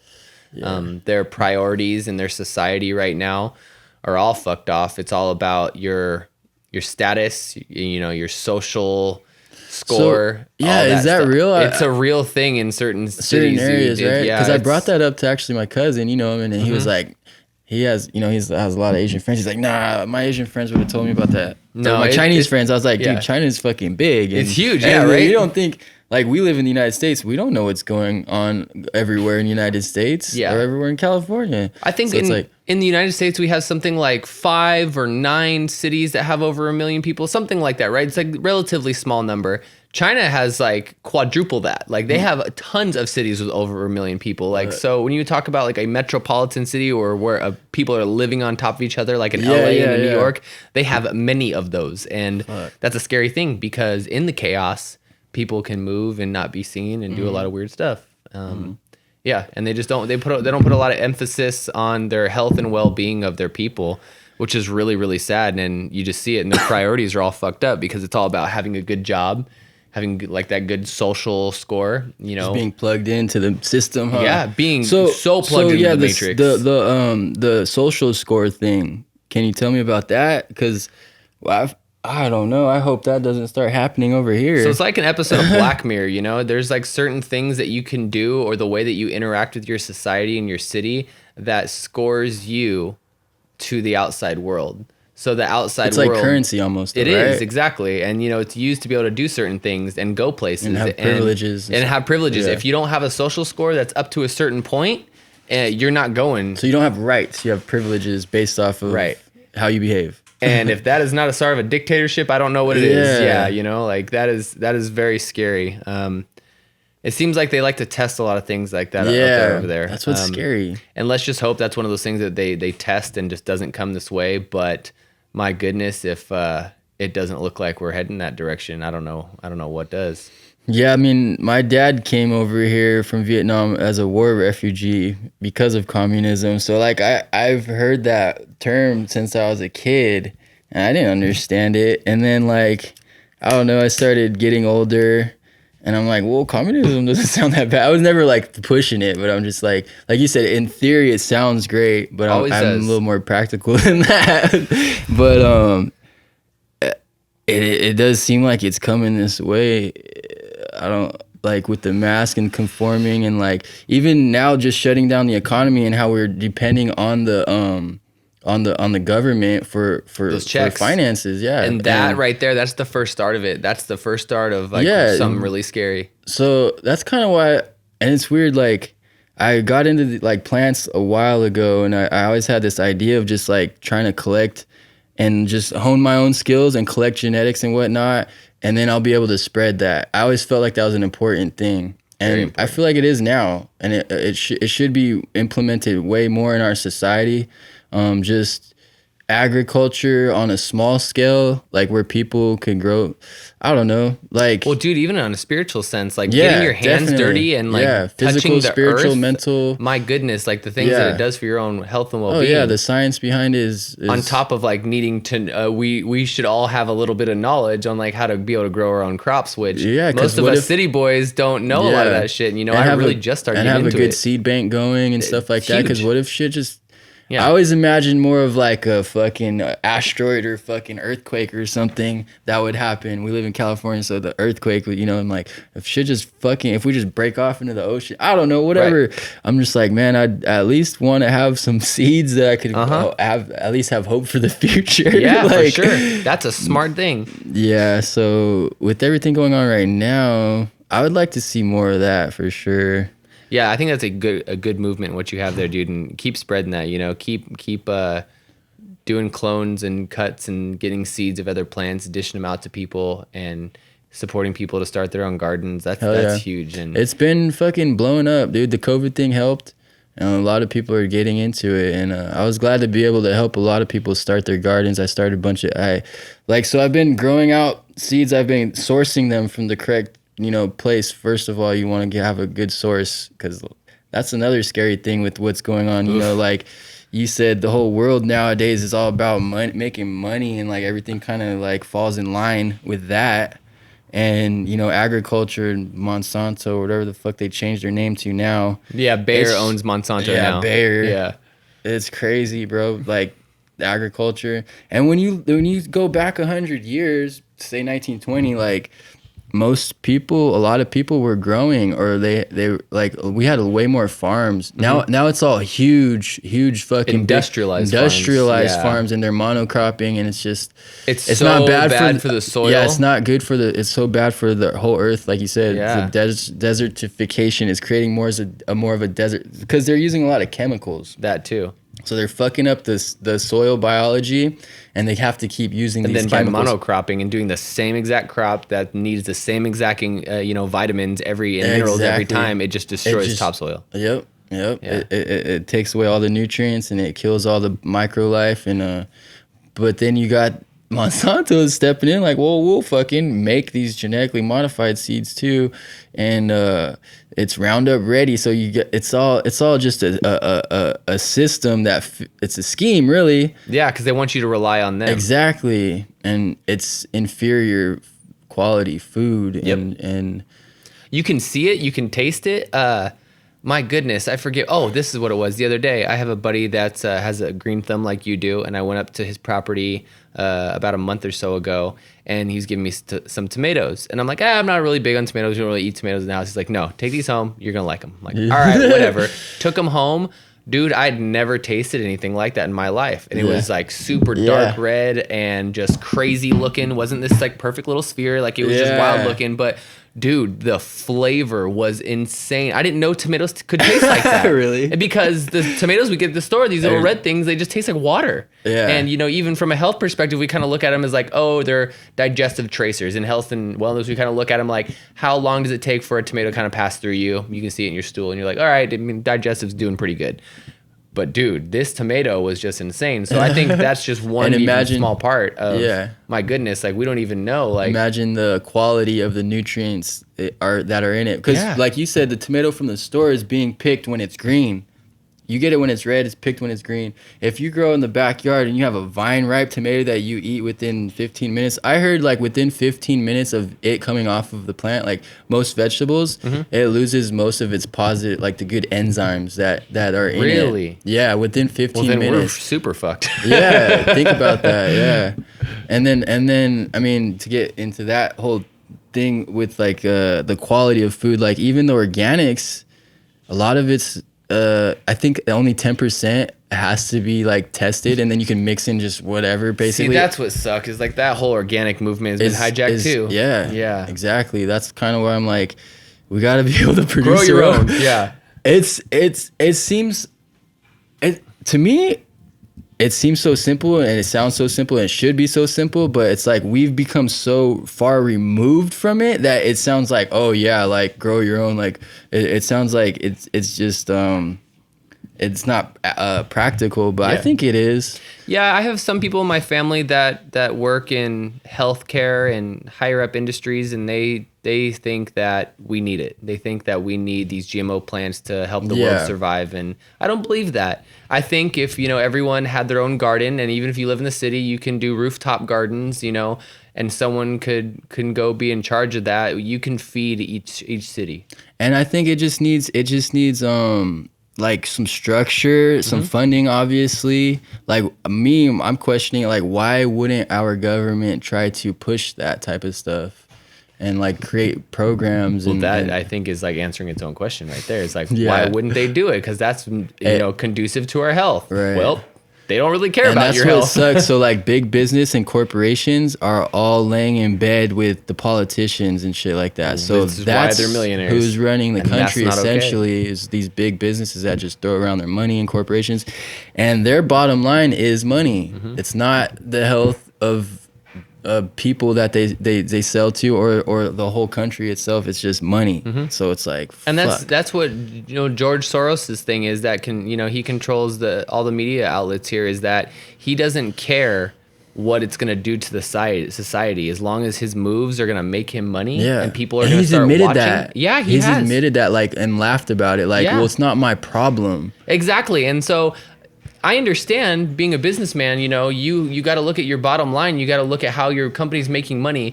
But if the way you're making money is off the backs of hurting other Yeah. people, maybe you're in the wrong fucking industry. Like, Yeah, that's if not you look okay. at macroeconomic, like in a big scale, Yeah. it's just in the long run too. It's just That's not why these good guys- for society or like civilization or whatever. These guys needs to be tried for crimes against humanity. Yeah, Bill seriously. Gates, George Soros, all these guys that have this agenda. They have a fucking agenda. Bill Gates has a eugenics agenda, and he wants this fucking one race world. And he's pretty much laid it out, right? It's not like he's a talked secret. about it Yeah. everywhere. It started from his father and has gone all the way down. Like, it's so diabolical. It's one of those things that when people look at and they hear a little bit about it, they're like, no, that can't happen, because Yeah. it sounds so crazy. Yeah. But I think, like our generation with the advent of the internet and stuff, and I don't know, maybe pot a little bit. No, I'm just kidding. Yeah. Hey, deep dives, man. Deep dives. We're able to look at things and be able to face them. I think, like previous generations, I don't think it's like, oh yeah, America's great. America's the best country in the world, and like our government wouldn't imagine our government like doing crazy fucked up shit. And like when I got into conspiracies against or for the government, like it was with weed, and I started doing history with weed, and I'm like, Such a good one, too. what the fuck? And why they outlawed it, and who outlawed it, and the reason behind it was money and stuff. And it's just like, It threatened the cotton and the paper industry. and then the pharmaceuticals and the paint even too, because like the oils and stuff like that. So many industries it threatened, and so many people that were big money, like Hearst and all them. Yep. Like William Randolph Hearst. it's crazy. So that's when it went, like I was like, what, 22, maybe 23. I started, it was the Union. Remember that show with Joe? Yeah. He hosted it. Joe Rogan. Is about Canada and like all the cannabis up there. Yep. And it did in the beginning of that documentary, it laid down the history, and then I started diving into myself, and I'm just like, man, this shit is fucked up, bro. This is just a plant. This is like a least harmful plant in the world. I think you posted something the other day that you were like, we've been at war against Yeah. like a plant now for like how many years and decades, and the plant's still winning. Yeah. Like, it's fucking true though, Yeah. like you can't, it's so funny because this thing that they call a weed that just grows like a fucking weed, you barely water it, and boom, there it goes. And it has so many different uses for it, and it threatens industry. Well, fuck, how about you guys just turn around and like use it for the betterment of our society and go Yeah. make your money there? Well, like, didn't George Washington say that? Yeah. Like all of our founding forefathers, it was the legal. Mona Lisa was painted on hemp. The most Declaration of Independence was written on hemp. Yeah. A lot of shit was fucking hemp. I think we could use it as legal tender back in the day. Yeah. We could pay our taxes with it. Yeah. Yeah. Your hemp crop here. Just Yeah. take one of these crops. And actually, recently, I think we were encouraged to grow it in I just watched the Jack Herod documentary. Oh, It was dude. really fucking interesting. And that guy went in like on Yeah, his his research. book, The Emperor Knows No Clothes. The Department of Agriculture, I think it was World War II. They made a video. It was called "Hemp for Victory." It was like a 14-minute long video, and they're encouraging the farmers to grow hemp for the war effort to help the war.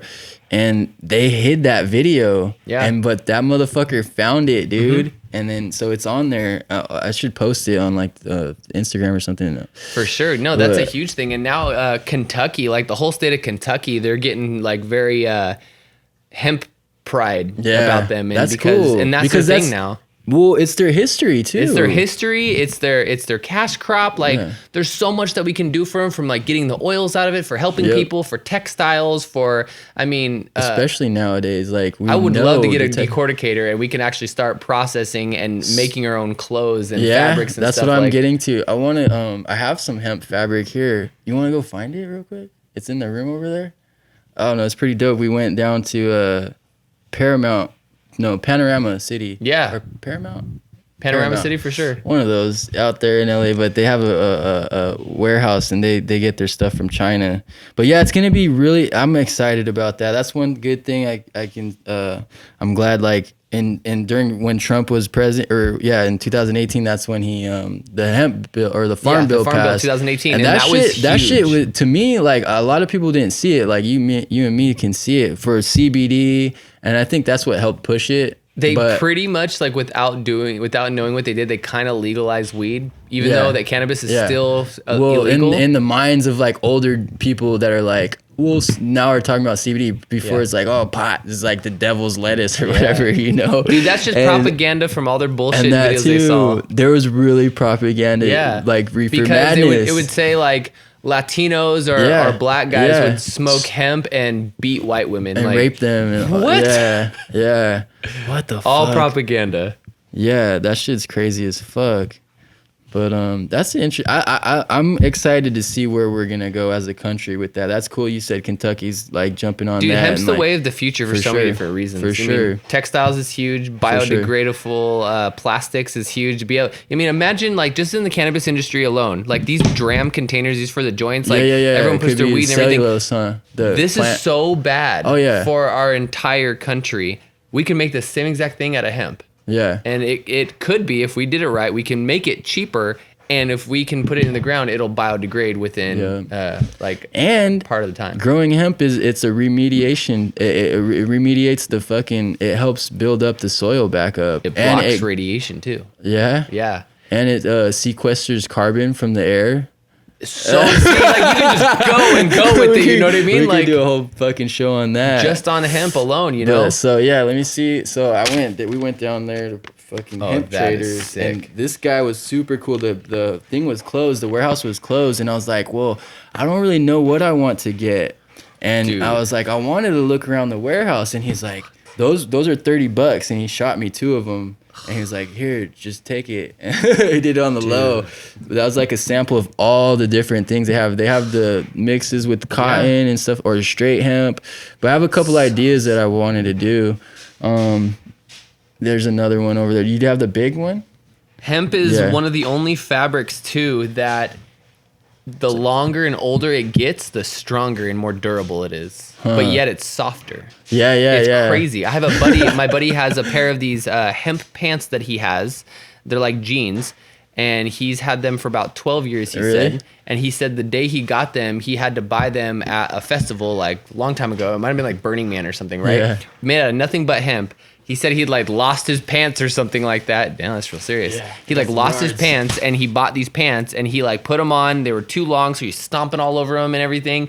And 12 years later, these things are in perfect condition still. I'm like, That's what? dope. I actually have some jean here, or some what is it? Denim? Yes, Some denim. It's 100% hemp. dude. I'm See, this excited for this you. is the way of the future. For sure.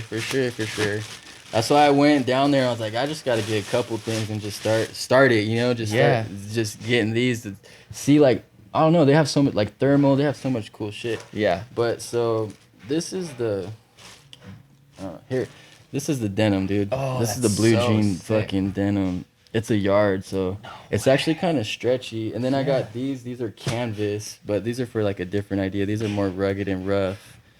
But yeah, it's Dude, this soft is- as hell. yeah. And it actually has like a little stretch to it. But yeah, I want to make some pants or some shorts or something. Definitely got to. Yeah, check out the. You know, it's canvas. Craig, our buddy Craig, is actually super tailors? good at tailoring and making No clothes. way. Yeah, especially gotta- he's been making like think I pants have and all sorts of stuff like that. I think We I should- still have his phone number. yeah, so we I should link up with him. He'll Sure. definitely help us make some stuff with that. Yeah, he's a badass with a sewing machine. So that's kind of what I want to support too. Like I want to support people that do that. Yep. Like, I mean, I don't know if that got on tape, but yeah, I want to help people support or help support people that are trying to do like make their own clothes. I like that idea of like helping people that are like most of our shit comes from China, so it's like. I'm not really liking China right now, and we funnel a lot of money to China. So I'm thinking much, I man. think it's stupid. It sucks, even in the businesses that I'm in. Let's just say for the dog grooming shop that we have, I just ordered a bunch of products, and I could have found them here, but when I find them here, I'm finding that the people are even getting them from China. So everything produced, if I'm actually talking about production, getting made, Well, this came from China. it's all from China. Yeah. Yeah. Yeah, I feel We like need to start producing again. Yeah, We need to be so producers. I am excited about the hemp though, for sure, and being able to produce. Yeah, we got to figure that out because that was part of the problem too. I think, right? Like, I remember Popular Mechanics came out with that magazine on the front cover. It was like the next $1 billion crop in the 1930s something. So that's a big deal. Yeah, Henry Ford made, I think, the first F1 Ford or something like that. The whole body was made out of hemp. Yeah. Yeah. So back in the day, the hard, I think why they chose cotton most of the time was because it was easier to process. But then we figured out that's why the Popular Science came out with that article, because they figured out a way to process it where it's real easy. Interesting. Yeah, and then soon after that it was like outlawed, Yeah. So Yeah, we've been on this there was like an 80 to 100 years of them having that banned, and now it's going to come back, and I think it's going to come back with some force too. Yeah. Because as they're trying to get people to start producing here in the States again, and hemp gets bigger, there's so many things we can replace by doing that. So I'm very, very interested in trying to do plastic injections, like injection molding, because a lot of the products that we use, we need injection molding for that cup, for those tubes, things like that. And then we can all use nothing but hemp plastics and feel good about knowing that this product gets trashed and ends up in a landfill somewhere that I can actually biodegrade, and it won't be a burden to our planet. Oh yeah, and even actually growing that hemp actually helps everything too. Like we were saying, it sequesters carbon, it remediates the soil, all that stuff. And even for like paper, like you said, like we're cutting down old growth forests and stuff like that. Like, and that needs to stop too. That we can just go 100% hemp. We can totally do that. Hell yeah. Hemp for victory. Hemp for victory, hemp, dude. Hooray. Yep. What's up with that lighter? Oh, there you go, right there, man. Let's burn this. Yeah. So, yeah, dude, we met a couple years ago through the lab. I was working at a lab. Not a meth lab, right? I'm like, how do I even present this to the people? Right. No, we were making a lot of distillates and stuff for the carts and stuff like that. Yep. So it was cool, like getting into contact with you and learning about what you have going on since then and stuff like that. Yeah, we've kind of always like worked around each other and like known similar people and whatnot, but we've never really talked too much and kicked it. But yeah, dude, I definitely think there's so much to be had by getting groups of these people together, and having you and your friends come up to the gym and just check out what we got going on. Like Craig never worked out in his life before. He was, having some hard times, and I kept trying to tell him, like, dude, come work out with me. I don't like lifting weights. I know you don't. I said, come check out what we're doing over here. So he started, and now he's like a gym addict now. Really? That's he's tight. in there all the time because it's the way that we do things. You know what I mean? Like, and that's what's cool though. Like once you get into the flow of it, and like I said, if you have a group of people that are pushing you and encouraging and teaching you. Fun. Yeah, you get addicted to it, like physical. And hey, man, if you're gonna be addicted to something, might as well be something good for you, right? Like, come on, right? Like you can be addicted to actually working out and a healthy lifestyle. That's crazy. Yeah. So how long does it take? They say it's like 21 days to form new habits. Yeah, something like that. 21 or 27 days to build or break a habit, and 100% agree with that.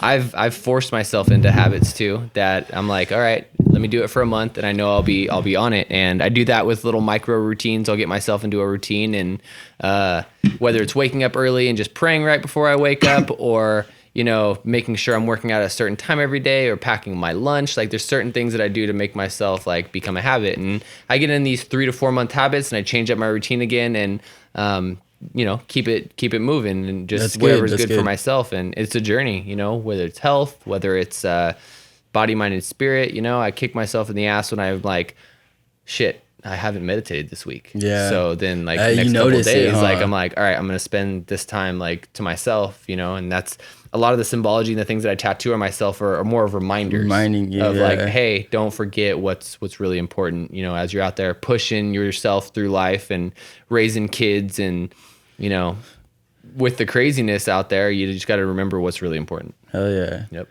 That's cool, man. So between all this and the craziness, I'd like to ask you, where are you at on your beliefs of a higher power or faith? That's interesting. Let's go back to the beginning. I was actually fucking like dedicated to the church. I was the fourth out of four kids. And my family was like really deep into the Seventh-day Adventist church. That's how my parents actually met. And like I said, I was dedicated to the church or whatever. So I have that aspect. And I was like super into it when I was like my mom was like super used to drag us out of bed and all that stuff. It was Let's cool. go. But and then even later on, I got older and life just started, getting crazy, and like I gravitated towards that. And I definitely believe in a higher power and stuff like that. But I mean, like, religion is kind of a different thing, I think. Oh, for sure. I mean, extrapolate on that because I believe something similar. I mean, I don't really think there's a man upstairs that's calling shots and shit like that.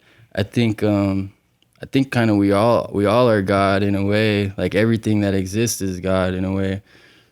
So See, that's really interesting that you say that because I hear that a lot and I don't agree with that. But I think it's because people have different interpretations of what is God to them. Some people use that kind of loosely and like, yeah, we are all gods or we are seed of God or part of God. well, to me, it's actually an expression of God. It's if God was just the ultimate, the absolute, the beginning, the omega and whatever. But so it's like, then this is all an expression of that. I feel like, right? I don't know. Okay, I can see that. If we're supposed to be like made in His image, right? Or like Well, made no, with... if there was like the universal seed Sure. that's been spoken about in certain spiritual religions or whatever, Right. It all kind of just grows. Like, all right, you started with the seed and then it just expanded to the universe, and then things started popping up here. I think it kind of just evolves. Like, it's just one organism. Like, God is all one organism almost. Interesting. Yeah. What are your thoughts on reincarnation? That would fit into my thoughts about it. Yeah. I mean, that one's a tough one. I mean, you could break it down as just like, scientifically, fucking energy doesn't, go anywhere. Mm-hmm. It just Cannot be created or destroyed. Yeah. Yeah. So in that aspect, it makes sense. If you ever get the opportunity to, I'll shoot you some after the podcast, but you got to check out this writer from like the 70s or 80s, man. His name's Dr. Brian Weiss, and he's a psychiatrist from Florida. And in his work, he started, in his psychiatry work, he would started to do regressions with people and try to like help them get through traumas and things like that. And throughout his years, he started to figure out that people were having these recollections of this like of a past life. Yeah. And so he started just diving into it and just try to like, hey, let's just navigate our way through this and figure this out. Didn't believe in any of that stuff. Didn't believe in past life. Didn't believe in reincarnation. Was nothing like that. But through his work and what he kept finding out, he kept digging deeper until he created basically these past life regressions where he can get people to see vividly into these past lives. And he's written several books since then, Messages from the Masters and several others that are fucking incredible, dude, just to see, because he tells it from a perspective of being the psychiatrist, and these are my my patients and my people that were coming to me, and this is what they were telling me. This is their experience. So Right. it wasn't him like pushing a narrative, like this is what I think is real. This is just like, hey, check this out from this girl and this guy Right. and this guy and this guy. kinda And it's just documentary, right? Yeah. Basically through books, and it's just so powerful. And through that, it stemmed up so many other people over the years that started doing it and looking into it to where now it's huge.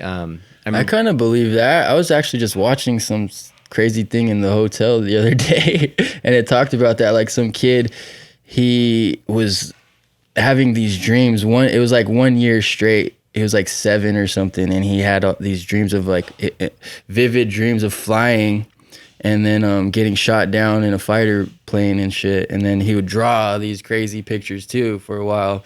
And he had grown up, and that's when they were doing the documentary. So they're interviewing him as an older person, and then he would go back and tell the stories of like, the dreams and the pictures that he was drawing and stuff. And then they did research, like, I don't know, they just started adding things up, like the type of plane he was in and where he was at. And like they started doing research, and the story ended up in Japan with this guy. Cause he said, he's like, I'm the third Mark or something, like Mark 3, M3 or Mark 3, or that's what he would sign it. It's like, why did you sign it Mark 3? He's like, cause I'm the third Mark. So they went and they went through the records of like the fighter pilots and stuff in Japan, and the same exact story. He's like, gets shot down, he lands in the water in this place, and his name was fucking Mark. Like, it was crazy. So about 5 years ago, that exact story is what inspired me to start digging that deeper. one? Yes. No way. So I was going to CSUSB, and then because of that, I saw that story. I went and took a class called The Dying and Afterlife. And where they talked all about that stuff, dude, and then just went all down there. And so you start getting into different books and readings about people having that. And I think that's one of the purest things when you have a child that's telling you about when the story... World War II stuff. Like, I'm sorry, at 6, 7 years old, you don't know those kind of details. I don't care what kind of movies you're watching. And then I'm pretty sure they went back and they had found one of the fighter pilots that was flying with him that was still alive. Really? And he was like, oh yeah, that was my other friend that I used to serve with that died. Yeah. And it reincarnated to this child.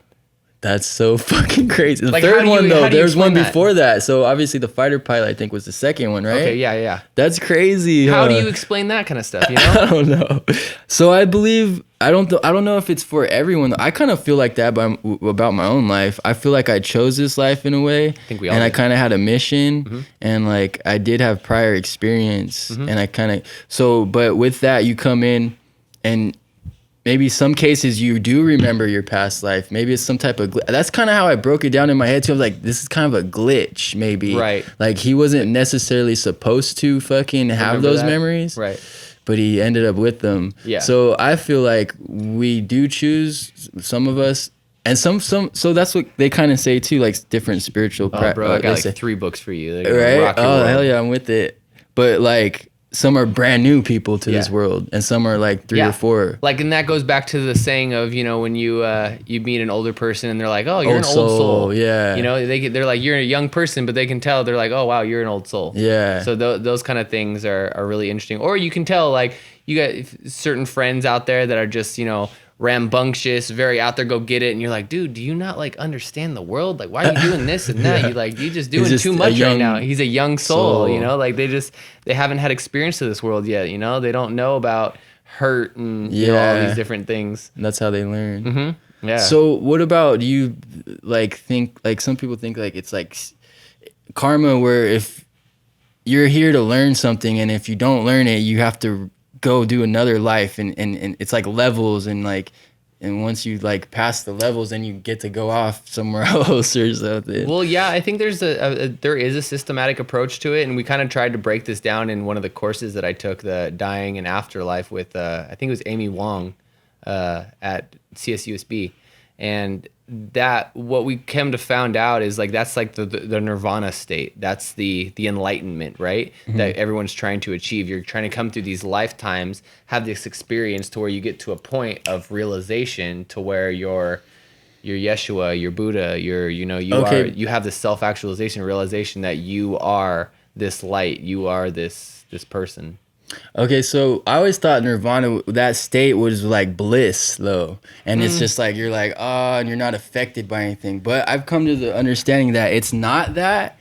You still do go through the worldly, you know, ups and downs, but you are enlightened enough to know that that's what you're supposed to be. Like that's part of it. Right. So that's that's actually like what overrides the whole experience. Is like you're like, oh, I'm supposed to be doing this, or there's some type of something that's gonna serve me out of this. That's how I like to think about it.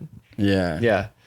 It's powerful. You know, I try to share that with as many people as I can, because there's so many times that I catch myself every day, just being thankful for the experience of life and just being here to live these experiences. And Yeah, you the know, ups and downs, right? yeah, I got to, you know, you chose to be here, you chose to come back and do this, and so let's do this right. Yeah. Yeah.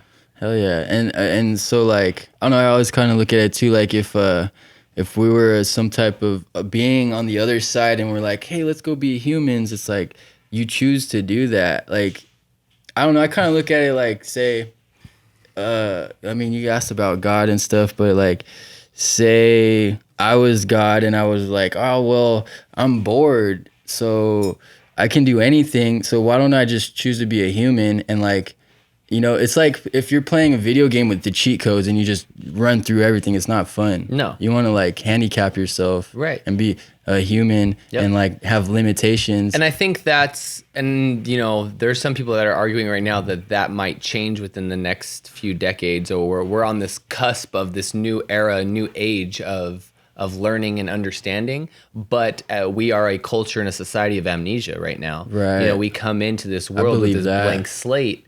And, you know, some things slip through and people remember these past lives and things like that. But I talk about with my fiance all the time, like, what if in this culture at 18, you were to have this rite of passage to where your parents or the elders got to tell you, like, all right, here's your purpose of life. Here is what the meaning of life is. You have been here before. And give them a past life regression to help them understand about you are here for an experience. You are here to learn. You are here to educate you. Like, could you imagine how many kids we could keep off of drugs and keep off of like fucking their life off? I like that you touched on that, because I felt like that. I think I got that from what book is it? The Power of Myth. Yeah. But he talks about the rite of passage, and we don't have that in our culture. So we have kids that don't fucking grow up because they've never had that rite of passage, that like, all right, now you're not a kid anymore. You have something to fucking you know, provide to everybody else. Like you can't just run around being a kid living for yourself anymore. Yeah, we don't have that anymore. You know, we tell people that at 18, you're considered an adult now, and you can go off to war, but you still have to wait, 3 more years to have a beer. Yeah. You know what I mean? Like there's no rite of passage, and it's a very wonky transition. So unless you are one of the lucky people that has good parents that does that, and not all of us got that same way or got to learn in the same way, right? You know, some of us had really young parents too. They were still learning as they were raising us, like kids having kids.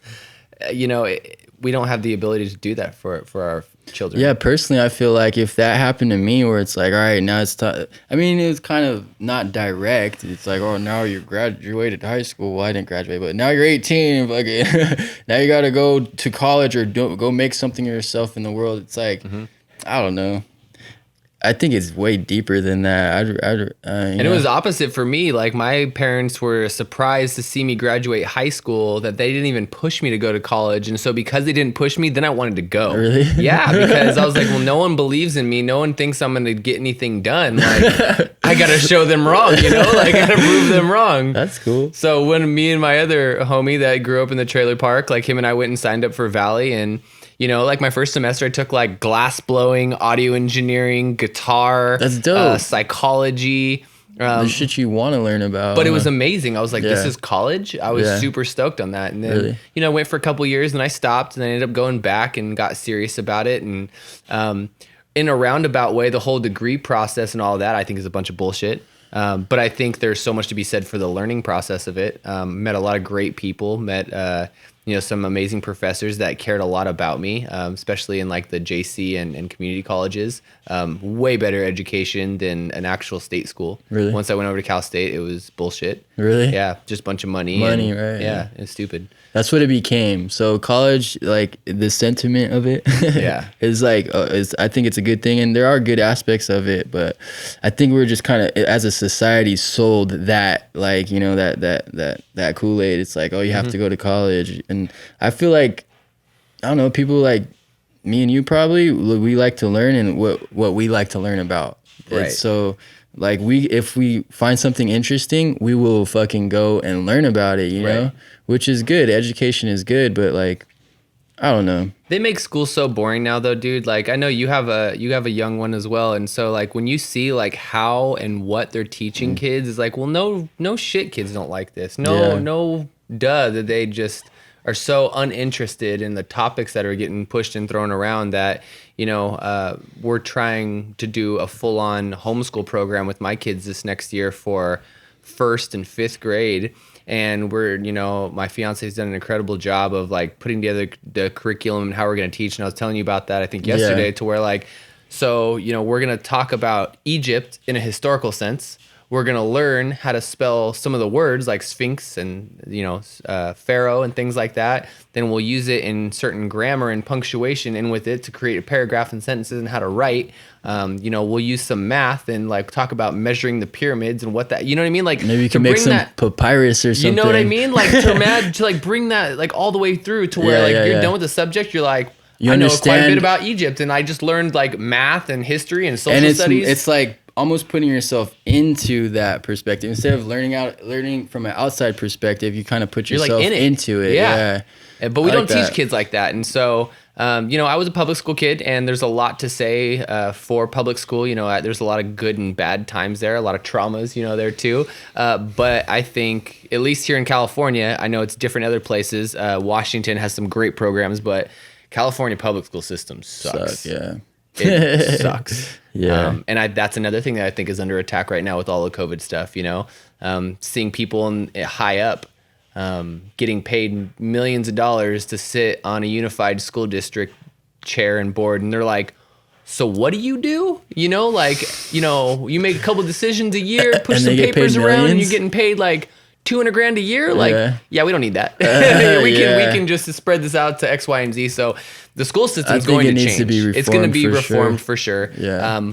The scary part about it is depending on what state you're living in is how that's going to change and what powers are at play to change those things. So there's so much change right now. Every industry. That's what I'm excited about. Like everything's just changing. And that's everything's opportunity. Flipped on its head. Yeah. And so that's why it's good. Like people like us are getting together because I think like society needs people like us that can navigate this type of this realm where it's like we don't know what's going on. We have to create it. Like we have to be the change, and it takes people like that. We're not the type to just follow the rules and stuff like that. We're like pushing boundaries and stuff. So right now that's what we need. We can't just have compliant people that are like just following the system. It's like, because that's what we're at now. It's like, what do we do now? It's like, fuck, we need more creative people that like want to push things and have their own vision and stuff like that. I'm not an artistic person, but as you can see from tattoos and stuff like that, I appreciate the hell out of people that can create things, and so I fully support it. Like if you see my house is covered in art, hell yeah. I spend a lot of money on tattoos, and it's because I appreciate the hell out of people that are creative and artistic, and glass blowers, and like my friends that do just different kinds of art. I have different friends that do like wood burning stuff. Like Craig just got into knife making. He's been making knives now, and it is the coolest thing ever. Dope. Like you know Fuck what I mean? yeah. Like just watching people in their creative space. Like I play music, I can play drums. Just started playing guitar. Those kind of things. You enter flow state. That is a part of spirituality. Yes, for sure. Like being in flow state, like as you can experience with soccer too. Yeah. When you can flow with you're something, just one, and nothing else is. You're present. You are in this moment. Yeah. You are living that, and that is so powerful. And so many people have never experienced that. And I just, I really press onto people, and especially kids out there, that you got to find something you're passionate about. And if you don't know what you're passionate about, that means you have not had enough experiences. Yeah. Because if you don't have a passion, lack of experience, go out there and do things. I don't care if you don't think you're going to like it, just go do it. So you can say, I did that and that sucked. I'm probably never going to do it again, but I did that. So when someone asks you like, hey, have you ever been skydiving? Yeah, it was fucking terrifying. Like never doing that again. Yeah. But it's amazing, like for sure. Skydiving was a life changer for me, change your whole perspective of the world, seeing it like that. Yeah, for sure. I think we definitely need to be pushed towards more stuff, like just trying shit and not being being afraid to fail, because I think that's one thing that the school system does is it's like, well, if you don't pass this test and you failed, and we're not encouraged to fail. Basically, we should be more encouraged to fail, because that's how we learn about ourselves, about the world around us, and we can't just be so compliant to where it's like, it's just like checking in all the right boxes, and you're just like a cog in the wheel. You're just, a round fucking peg in a round hole. It's just like, we have enough of those. I don't know. Yeah, dude, definitely. Failing, you got to fail forward. Keep failing forward. It fucked with my head for a long time, and a lot of young ones out there, I think, feel the same way. And that's the thing about it. We have to be able to get used to it and be able to pick ourselves up. And failure is not the end of the road. No. It's you have to look at those stories of like your most successful and favorite people out there, and look at their story and trace it all the way back. Your Michael Jordans and everything, and your Edisons and Tesla and everything. You have to see how many times that they failed to get to the point to where they're at. To where it's interesting because this last year, I've had so many more people like, oh, dude, that's so cool. You're doing this and you're doing that. I'm like, dude, my whole life has been nothing but failure. Like I've never been good at anything, but I tried so much shit. I have failed myself forward. I just about to turn 30 in a couple months. I've failed for 30 years and finally starting to like piece it together in the right way. But that's good. You're not afraid to fail. You're not afraid to take the risk, and that's how you grow. Yeah, for sure. And that's just how you. I don't know. Me personally, I try to do the straight and narrow path and try to fit in the system. It's just not for me. Right. So like I don't feel like there's growth for me personally in there. No. I'd rather take the doubtful road and some people find security in the straight and narrow, right? Yeah. Some people find security in going to work and eating lunch the same time every day at the same place with the same people, the same sack lunch, and that's what they're gonna do. And if they find security in that, then that's great. That's good for them if that's what they really need.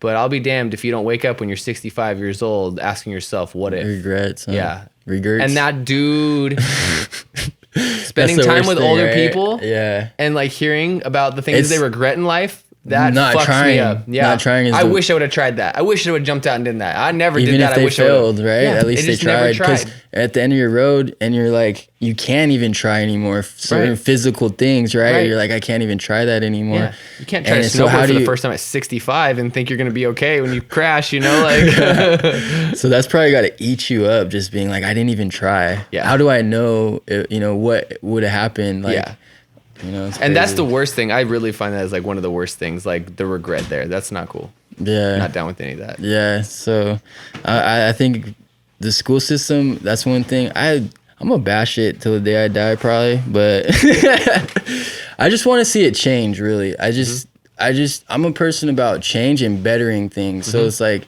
the school system's been pretty much the same for a long time. And it still messes me up and messes with my head. They don't teach kid about finances and credit. You know what I mean? Kids come out and paying taxes. You're gonna give a kid a credit card at 18 years old, and like they know nothing about credit and paying off bills and how to like live a good life. Yeah, it's fucked up, man. Crazy. Well, that's good times right there, dude. Like, we definitely got to get you guys up to the gym, come hang out, come see what we're doing. Yeah, it's just the beginning, dude. I'd love to see what you guys could help us. Like I said, I have a little succulent garden up there. I'd love to see how you guys could help us doing maybe some sustainable food stuff. Like, we really, we just started carrying grass-fed halal beef there. So we got beef and like different organs there. And so where's the beef coming from? So we did a farm from Oregon. It was called Oregon Valley Farms, and they were pretty good, but it was like a big shipment we had to get down. The shipping was kind of much. Yeah. So I had a buddy find this farm in Temecula, so keeping the food close. Then he went and got it butchered and got it all cut up and sealed everything up. And so now we're able to feed the members on like good quality meat, like the highest quality meat that you can get. That's dope. Man, if there's anything that I figured out over the last couple of years too, because I mean, I've done the whole food industry diet thing too, to where like I went like vegan, I was vegetarian, I've done pescatarian, I've done straight carnivore before where I've only eaten meat, like, and it's all up to the quality of the food. You know what I mean? Like, so if you're doing high quality meat, where it's sourced from, right? That shit is fucking fantastic for you. Yeah, I used to be super against it, meat, and I just re-educated myself and just found out it's all about where it comes from and how they're treated. Yeah, exactly. When you get into it, it's like how the animal itself is treated and how it's farmed. Like like you said, the industrial farming of animals. Oh gosh. I mean, we were That's like talking the we were scourge on talking society. about plants, but this is the actual like animal life, you know, Yeah. and a bunch of them, and they crowd them in together. They're all dirty and nasty, That's and they bad. feed them And they're all antibiotics and scared all that too. shit. And they're all scared too, right? So it's like there's stress hormones that you're consuming probably too, right? Yeah, 100%. So you want to give the that's what I say too. Like if there's a moral thing about eating food, I mean meat, it's like, yeah, when you farm them like that, that's fucked up. You didn't give it a good life and then you kill it. It's just a commodity. But like if you're, you know, like when I went to Vietnam, like there's chickens that we just ate. Fucking, I remember my uncle just cut it up right in the kitchen, drained the blood, and we cooked it like an hour later, ate it, you know. But it would run around. It was like feral almost, Yeah. dude. And like, Did it taste different? yeah, Being yeah. just right there? Yeah, I don't know how to. It's just I don't know how to describe it, but like the meat was just different. I don't Yeah. know, but like here it's just so bulky and like it's not It's all real. pumped full of shit, too, yeah, yeah. it's not real. And you It's got weird. like the coloration aspect of it too. When you're talking about fish and all that, it's so nasty. They fill it with all sorts of nasty stuff. Yeah, the farmed fish is disgusting. Yeah. But yeah, when you give a animal a good life and then take it away, I feel like less the moral thing about it. You know, Yeah. feel less guilty about it if For it's sure. actually had a good life. Yep. Like a wild animal, you know, Right. that'd be cool. Well, awesome, dude. Thanks for having me on, and hope to see you up there soon. Yeah, man. Thank you. Yes, sir. All right. Dope.